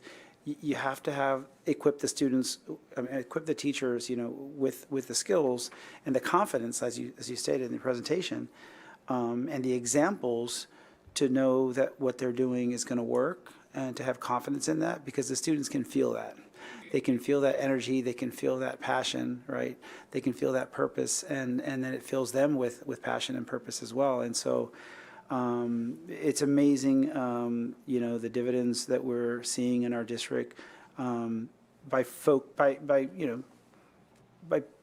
obviously being realistic of where we are and being honest about it and being vulnerable and being accountable to ourselves and saying this is something that we need to fix, right? And it's a tough problem, right? Because 0 to 3-year teachers, 0 to 5-year teachers need a lot of help, and they're great people, and they have great intentions. We just need to help support them, and that's where leadership comes in, and that's where all of this professional development, when you put it with intentionality, a focus on the right things, you can have great results, and that's what we're seeing. And so I hope we have this at every campus. And to some extent, I think we do have this, I'm sure. It just doesn't have an amazing name, Lever Leader. It doesn't have, because I guarantee you that the principals are working with their new teachers and things like that. But I think the program that y'all just developed, and the intentionality of it, and the awesome names and everything that you put, it really sort of, it really is meaningful and impactful, and we can see it, and we know that it's going to continue to provide huge dividends as far as student achievement. So thank you, thank you, thank you. Again, Leadership Matters, thanks to you and your team. Just very impressed with what you've done, Elizabeth. Thank you so much. And Dr. Cortan. Thank you. Yes. Round of applause for that. So years ago, we sat in an office at Coakley, and we looked at data. You were a principal resident at the time. And we looked at the data, and you studied, and then we broke huddle, and then we came back, and you studied more.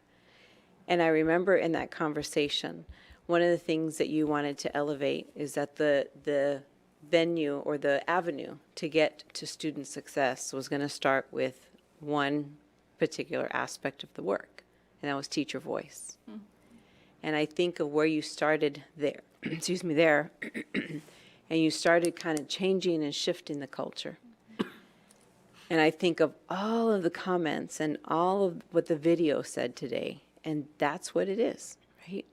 As leaders, you inspire people and you empower people to come in and create magical moments for kids. And I think of where we started with that conversation and where you are now. I'm incredibly proud of you as a leader. I will also say a huge thank you to all of you sitting in that front row. Because just as Mr. Leal said, when you go into Coakley, you feel something really, really different. You feel the energy, you feel the positivity. And I would also say that you feel the confidence in the kids.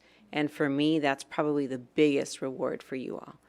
And the Lever Leader model is a wonderful model. Thank you to Holdsworth for welcoming you at Holdsworth, and also just for the things that they're doing for public schools, because leadership does matter. And we have seen that as you all have gone through that entire Holdsworth journey, several of you have been there. But, excuse me real quick, I was something in my throat. But as you all came back, you jumped into action. So there's a lot of great things happening at Coakley. And just a huge, huge thank you. What you all have been able to accomplish in a year, like this one last year, wow, it is impressive. And I think of those where that whole concept of champions of hope, thank you for being a champion of hope. Because that video, I think all of us, when we watched it, we just like, wow, super, super moved. But it's an emotional response to the pride that we have for you all. So just a huge, huge thank you for being a champion of hope.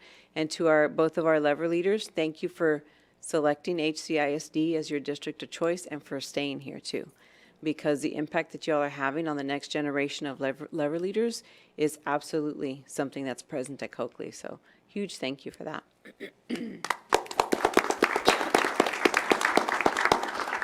Can we take a picture with you guys? Let's do it. Sure. You're like, yeah, why not?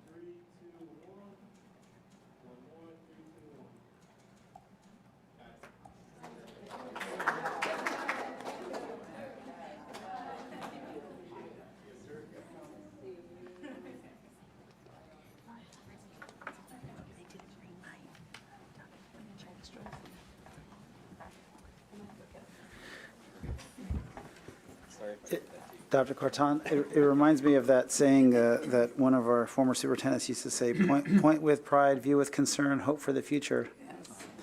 They're doing more than hoping. They're transforming for the future. So really, really proud of what they're doing. So awesome. At this time, y'all remember that?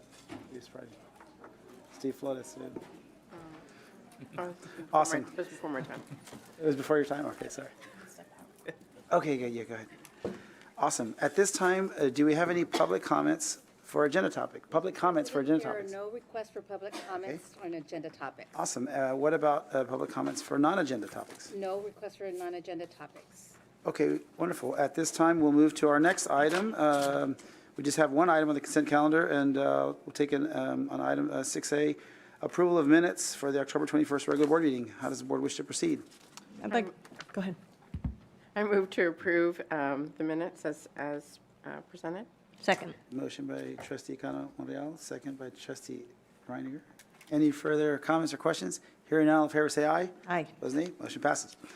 At this time, the next item, we'll jump right in, Dr. Reyes, with our Transforming Teaching and Learning Committee report. Thank you, Mr. President, members of the board, Dr. Corton, senior team and audience. At last week's board committee meeting, presenters Mr. Shane Strupart and Ms. Alma Rock provided an overview of the HCISD grant life cycle and its alignment with the District 2025 goals. They highlighted how grants strategically maximize resources, drive innovation, and support district priorities without impacting the general fund, totaling $715 million secured over the last 20 years. The presentation also showcased HCISD's recent success in securing $22.5 million since 2022, which includes $5 million through LASSO's cycles 1 through 3. The upcoming LASSO 4 opportunities will also allow HCISD to pursue additional funding in areas such as curriculum instruction, educating training, and innovative schools. For our second topic, Mrs. Scoggins and Mrs. Maldonado's presentation entitled From Pipeline to Practice, Investing in Human Capital for Sustainable Growth, we learned about the pipeline journey that started in HCISD in 2016. Through our partnership with UTRGV's Step Up Teacher Residency Program and our journey through the Assistant Principal Residency, and most recently the Moody Foundation Grant, TEA, Bill and Melinda Gates Foundation grants, we have transformed the way we grow our employees and future employees in HCISD. We are proud of our residents, and we have proudly hosted over 100 aspiring teachers through the Teacher Pipeline residencies. HCISD continues to expand opportunities and strengthen the bench for aspiring administrators as we launch the MIT Leadership Studies and Emerging Leaders Program, which is available for current assistant principals and other professionals interested in pursuing administrative roles. That's the aerial view of our two topics. And Mr. Jaimes, as our board member overseeing our latest committee meeting, I will turn it over to you for questions and discussion. No questions. I just want to reiterate a little bit of what Dr. Reyes said. Both were really wonderful, in-depth presentations. I know the grants, they broke down the state, federal, but they also got into kind of like the private sector and some of the grants that we received there, which I know is something that interested the board. And on the human capital side, it kind of meshed how we don't work in silos. A lot of the work that they did during that second presentation was made possible by some of the grants that we've received. So it was good to see the different departments, the different divisions working together. So thank you for all the work that everybody put into those presentations. Of course, that's exactly right. Thank you. Thank you much, and thank you for your comments, Trustee Jaimes. No other comments. We'll go into our next item. We'll jump right into our Finances and Planning Committee report. Mrs. Ida Ambriz. Thank you, Mr. President, board members, Dr. Corton, senior team, and members of the audience. So unfortunately, last week I did have to miss the Finance and Planning Committee meeting, but I am so blessed that I had Dr. Corton, Ms. Ashley Vidal, and Mr. Saldivar jump in and save the day for me last week. So very grateful to them. But I will give you a quick recap of what was presented last week. So Dr. Corton did provide an update on the budget levers as of October 31st, which was our snapshot date for PEAMS, our current enrollment on October 31st was 16,199 students, and ADA at the end of the second 6 weeks was 95.04%, which was up from the previous years of 94.54. A real-time budget adjustment was made in October's budget amendments to reflect that difference in enrollment from budget preparation in June to now. Budget season for school year 26-27 is upon us, and we are excited to get started in our new season by gathering stakeholder feedback. This week, we will begin our new coffee and budget talks with our campus secretaries. So we have 2 groups coming in later on this week, and we will do so throughout the month of November with other different groups of secretaries, just to gain their feedback and their perspective, right, on the budget process that we went through this year. I can tell you that for this month in October, we have no budget amendments to submit to you. For November, I'm sorry, and in October, the 2 I presented were from my office. So that right there is like a huge accomplishment and a shout out to our campuses and our departments, because they really did the work on their budget, and it shows. So I'm very proud of them, and I think we're doing a great job there. So next, we will begin our budget planning with a review on staffing, federal program funding, and a forecast on non-payroll expenditures. A review of staffing structures will begin in December. We will be also sending out surveys to our principals and directors to also gain their feedback as well on the budget process. And then 2 weeks ago, my team and I were fortunate enough to receive a scholarship from Education Resource Strategies, and we attended the conference there at Holdsworth in Austin. And so the budget workshop was called Future Ready Budgeting CFO Workshop. And there we were able to network with several other school districts that were in attendance. We did have a few there from the Valley. We had Region 1 that also was there present. And then we also had several from the Houston area. I met the CFO from Spring ISD out there. It was really nice, a really great experience for Ashley, Jesse, and I to be in attendance at that workshop. We learned different budgeting strategies that I'm really excited about implementing this coming budget season. And so I came back a little sick, which, obviously I was out last week, right? But I was still very excited that I'm going to be able to implement these new budgeting strategies. And so something that we learned was something called agile budgeting. And so agile budgeting is where you're really focusing on your priorities, right? What are your priorities in your budget? And then build your budget around that. And they utilize a lot of forecasting. They utilize creating these decision trees where you're actually documenting on a piece of paper, right? This is what we're looking at, and this is why. Has it been successful? Determine what the metrics are to determine whether or not it was successful or not successful. If it included employees, how many FTEs, what was the funding source for that budget item that they're looking at. And so we're very excited about, utilizing that for this coming budget season. We also are excited about creating a new design team to help provide that different lens as we go into our new budget season. And that design team will be made up of a group of senior team members, directors, principals, and secretaries. Awesome. So I'll refer back to the committee chair. Sure. Since you were there and I was not. I'll just say, you're not the first CFO to review a budget and feel a little nauseous after that. So, but thank you, Dr. Cortan, for leading that, and thank you for the recap of the meeting. And there was good news there. I mean, the ADA numbers were very encouraging. All those efforts, we've all seen them. As a parent in HCISD, I've received the texts and the emails and the great efforts trying to boost attendance every day, and that's starting to pan out, and it actually has an impact on our bottom line. I'm excited about your new budget planning processes, the coffees, and I don't want you to feel like you can't bring budget amendments, but it's nice to know that all this planning is having an impact, so that those are fewer between Exactly. amendments. So that's all good news. So it was a really good meeting. Thank you, Dr. Cortan, for putting that together. And it's good information. Awesome. Totally agree. Any other comments, board members? Great job, Ms. Amariz. And I think you've got the next item as well. Consideration for approval of quarterly investment report. Thank you, Mr. President, board members, Superintendent Dr. Corton, senior team, and members of the audience. So tonight I am presenting to you our quarterly investment report as of the quarter ending September 30, 2025. So in your packet, you will see our quarterly investment report, where we are proud to report we have a total of $13.9 million invested in our investment pools. This goes from our local maintenance fund, our food service, our workman's comp, and our interest in sinking. We also have included what our rates are for each of the different pools that we have monies invested in, and they're all ranging within the 4.2, 4.3 range, which is a really good rate as of the ending of September.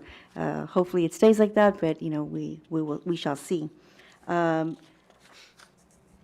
After that first summary page, we do have a few graph pictures there for you to see what the breakdown is on how much was invested from food service and from local funds. And of course, the majority of that is from our local fund in our investment pools. Do I have any questions on the quarterly report as presented to you? No questions for me. This is an action item, right? Are you done with this? It is, yes. This is an So action item? we recommend the board approve the quarterly investment report as presented. Any questions for the discussion? If not, I'll entertain a motion. I'll move to approve the quarterly investment reports as presented. Second. A motion and a second. Any further discussion? Hearing none, all in favor say aye. Aye. Aye. Opposed, nay. Motion passes. Thank you. Next item, Ms. Ambriz, the approval of monthly financials. Thank you, Mr. President, board members, Superintendent Dr. Corton, senior team, and members of the audience. In your packet, I have included the monthly financials for the month ending of September 30th, 2025. The first sheet there is our balance sheet. You will notice that our food service is no longer included on that face of the balance sheet, and that is because it has now been implemented with our general fund. And so it is merged in our general fund on that first column. And of course, we also have in our second column our debt service fund balance sheet. And so looking pretty good. Our total assets for general fund is at $41.3 million. Debt service fund, we have $1.1 million in total assets. Total liabilities in general fund is 10.3, and we have $3.7 million in debt service. And so, fund balance there is at $30.9 million, and we do have a negative $2 million in the debt service, but that is because in the month of August, we submitted our bond payments, right? And so we haven't started our tax collection yet, but we have started in this month of October, and so that'll be replenished here pretty soon. Wonderful. Second page after that, we do have our income statements, right, for the general fund, the debt service, and I also included our food service fund as well. In our general fund, we have collected so far as of the end of September, $34.1 million, of which the majority of that is state funding of $29.3 million. We have expenditures of $35.7 million as of end of September. We are a little negative there. We have more expenditures over revenues of $1.6 million. Again, this should go upward in the month of October, November, and December as we start doing those tax collections there. The next page is our food service income statement. We've collected $3.1 million in revenues there. We have expended $3.1 million, so almost broke even there, but we have a little positive of $43,000. And our debt service, as I mentioned earlier, you'll see there that, there isn't much of a revenue, right? We only have about $42,000, and that's, mostly from interest and other local sources. But we do have the $7.5 million of expenditures for those bond payments that were made on August 15th. So we do have a negative there, but that should be replenished here shortly. Are there any questions on the financial statements as presented? If not, then we do recommend an approval on our financial statements. You've heard the presentation. Ms. Ambriz, any questions or comments? Does the board wish to proceed? I make a motion to approve as presented. Second. Motion by trustee Leal, second by trustee Jaimes. Any further discussion? Hearing none, all in favor say aye. Aye. Opposed, nay. Motion passes. Thank you. And Ms. Ambrose, you've got the next item as well, consideration for approval of monthly tax collections. Thank you, Mr. President, board members, Superintendent Dr. Corton, senior team, and members of the audience. So included tonight is our monthly tax collection for the month ending September 30, 2025. Really, what's important here on this presentation on our tax collection for the month of September is this is the last report here that we will be presenting tax year 2024, because tax year 2025 started in October, right? Once we sent out those tax bills, and now we're starting to do our tax collections for tax year 2025. So you'll see that change, that shift in next month's report. But here, I do want to highlight that as of the end of September for tax year 2024, our levy was $46.5 million, and we collected $44.7 million of that. So that's a really good percentage. That's 94.7%. So almost 95% of our tax levy was collected towards the end of tax year 2024. Really good. Second page on our tax collection report, you can see the difference there, right? We're collecting $123,000 in our general operating, and then we had for interest and sinking $24,000. So total collections in September was low, $148,000, but we were at 95% collection there on the levy, so that's still a good thing. Do I have any questions on our tax collection report? If not, then we do recommend that the board approve the monthly tax collection report for September 30th. Mr. President, I'll move approval of the monthly tax collection report. Motion by Dr. Reiniger. Is there a second? Second. Second by Dr. Conner Monreal. Any further discussion? Hearing none, all in favor say aye. Aye. Opposed, nay. Motion passes. Next item, consideration and approval of stop-loss insurance, RIP SLR 11124. Or is that SLRI 1124? Extension 1, Ms. Ambrose. Thank you, Mr. President, board members, Superintendent Dr. Corton, senior team, and members of the audience. So our SLRI 1124, Extension 1, this is for our stop-loss coverage for medical and prescription drug benefits. The renewal begins on January 1st, 2026. In consulting with our health insurance consultant, Mr. Scott Gibbs, who wasn't able to make it tonight to do this presentation, but I feel confident enough to present this to you. Good news, we do have a renewal option received from ISU for 2026 coverage. It's a slight increase of 4.93%. Which is what we were expecting, a slight increase. Our current coverage will still remain the same, including the current deductible of $275,000 per claimant. So based on the market analysis conducted by McGriff Insurance Services for stop-loss services, the renewal presented by ISU was the most competitive rate option for the district. Do we have any questions? Thank you. Any questions for Ms. Ambrose? If not, I'll entertain a motion for this item.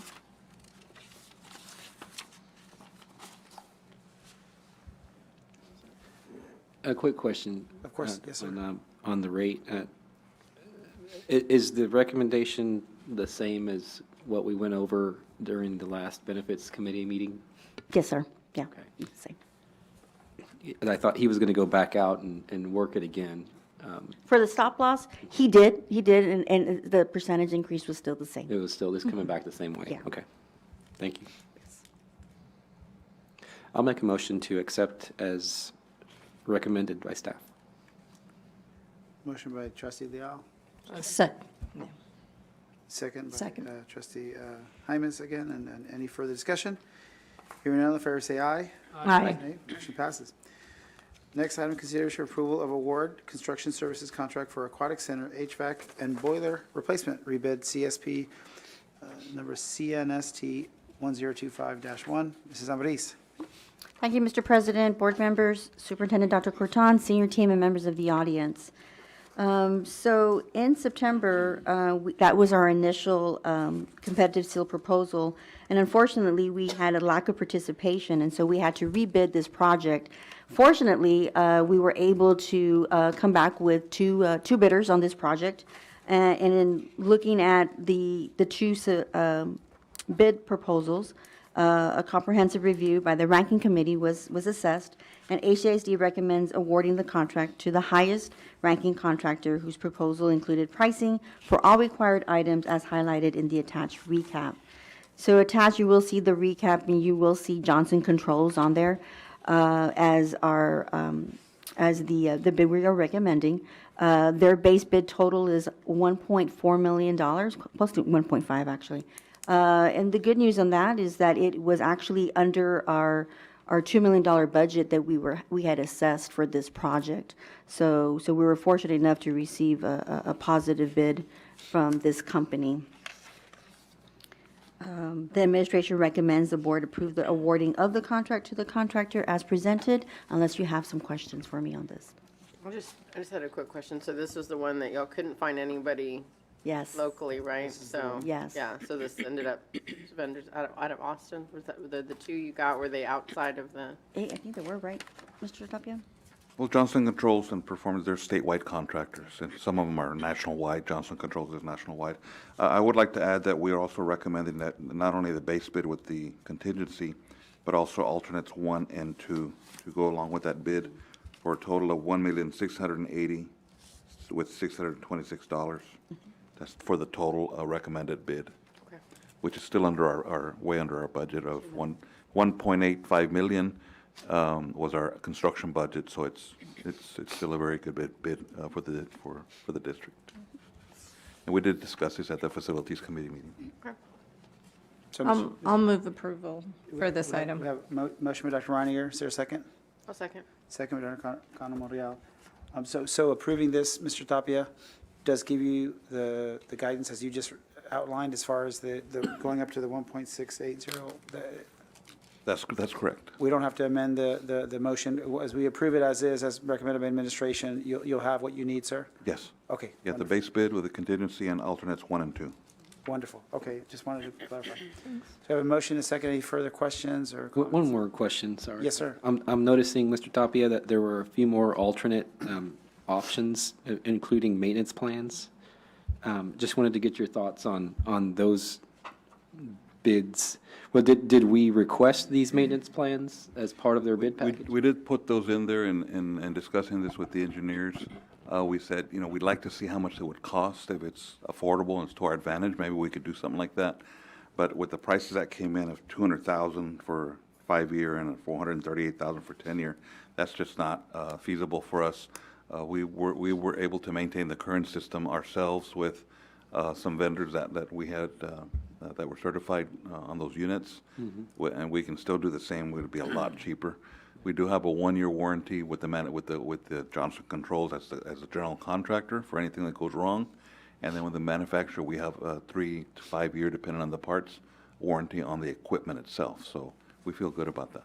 Yeah, so you'd be paying for coverage that you pretty much already have in a lot of respects. So, Right. Okay, understand. Thank you.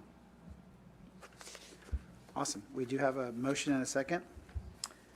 If there are no further comments or questions, all in favor say aye. Aye. Opposed, nay. Motion passes. And then one more item is the consideration for approval of award of proposals and contracts. Thank you, Mr. President, board members, Superintendent Dr. Corton, senior team, and members of the audience.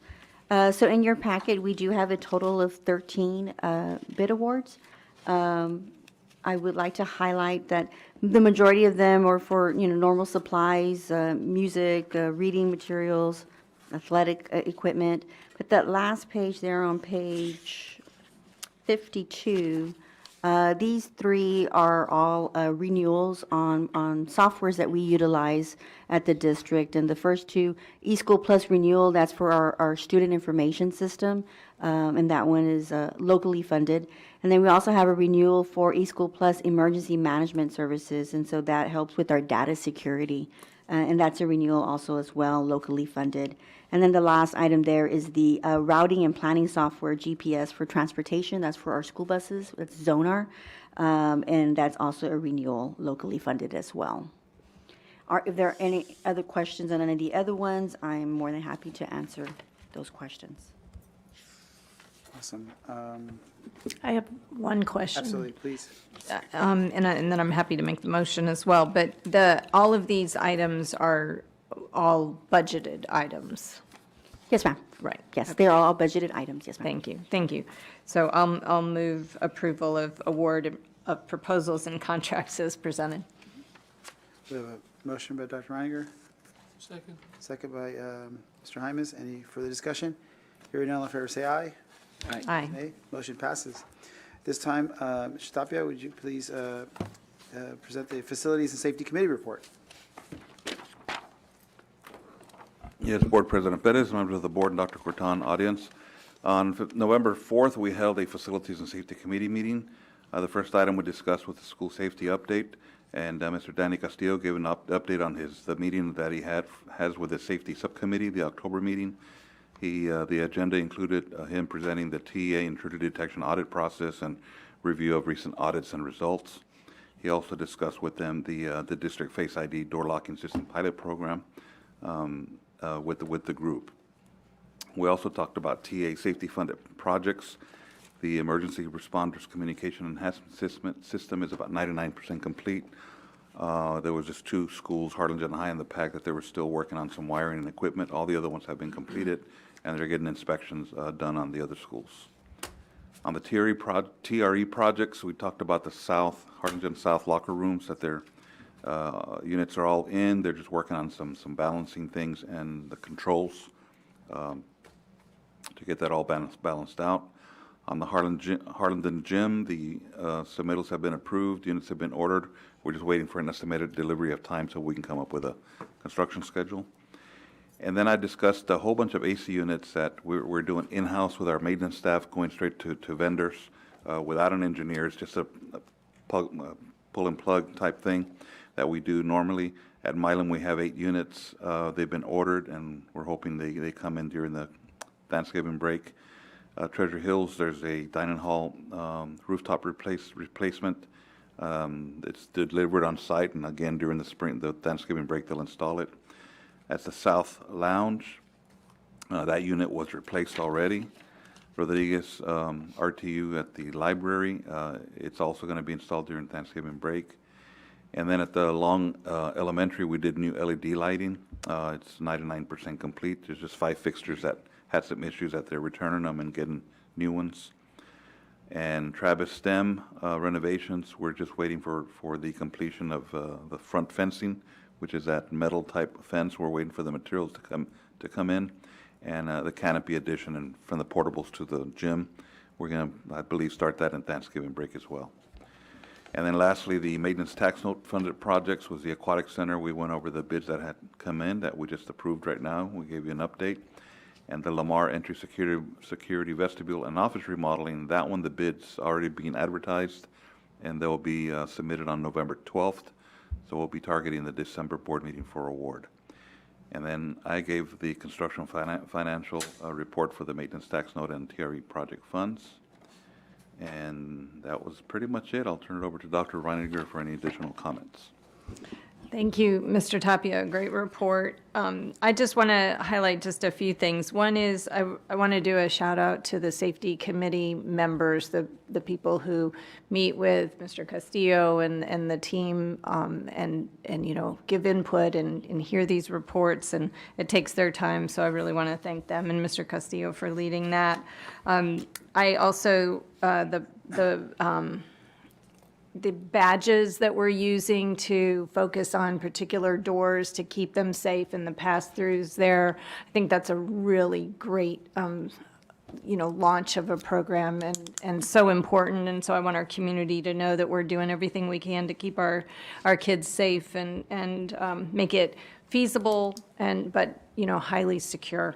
And then the last thing I want to just point out, and you know, you go through all of this so quickly, and there's so much happening in our district, but I really, you know, Mr. Tapia, you and the maintenance staff do an incredible job in our schools every day. I was fortunate to be in Memorial Middle School, and that building shines. There's so much pride in that school, and the way the maintenance team takes care of that school and every other school is just amazing. And then, you know, you're pointing out, oh, during the holidays, we're doing this and we're doing that, and we're going to handle the aquatic center and we're handling this. all so that our kids are first and have, the very best facilities. Thank you so much for your leadership, and to all the maintenance teams who literally do so much with so little. So thank you. Thank you. Great report. And might I add, during the toughest of times, during and after storms and everything else, the countless hours you put in away from your families at the worst of times. So yeah, it really means a lot. And thank you for your leadership. Thank you for your team, and thank the dedication of all your staff. It really shows. Thank you, Doctor. Thank you. If there are no other comments, we'll now adjourn to close our executive session pursuant to Texas Government Code Sections 551, 071, 074, and 082 of the Open Meetings Act for the following purposes: discussion regarding personnel matters, including district teachers, administrations, and other certified employees; discuss recent intruder detection audit findings; discussion of superintendent's formative evaluation; and discuss employment of teachers and other professional staff. We're now in executive session.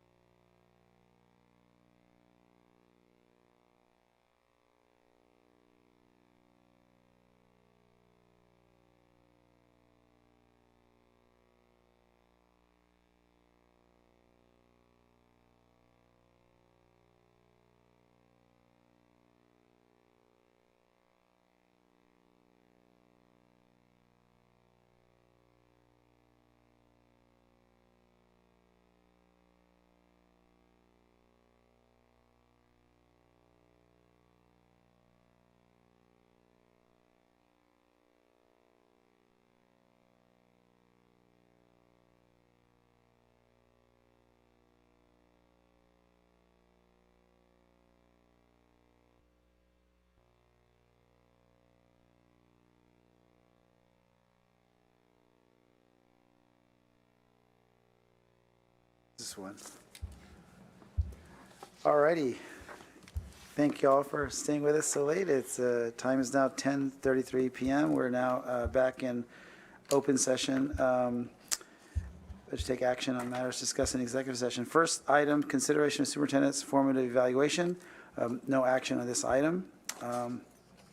Next item, consideration for approval of employment of teachers and other professional staff. How does the board wish to proceed? I move to approve the employment of teachers and other professional staff as discussed in executive session. Second. Motion by Dr. Conrad-Muriel, second by Mr. Jaimes. Any further discussion? Hearing none, all in favor say aye. Aye. Opposed, nay. Motion passes. Excellent. The meeting is now adjourned.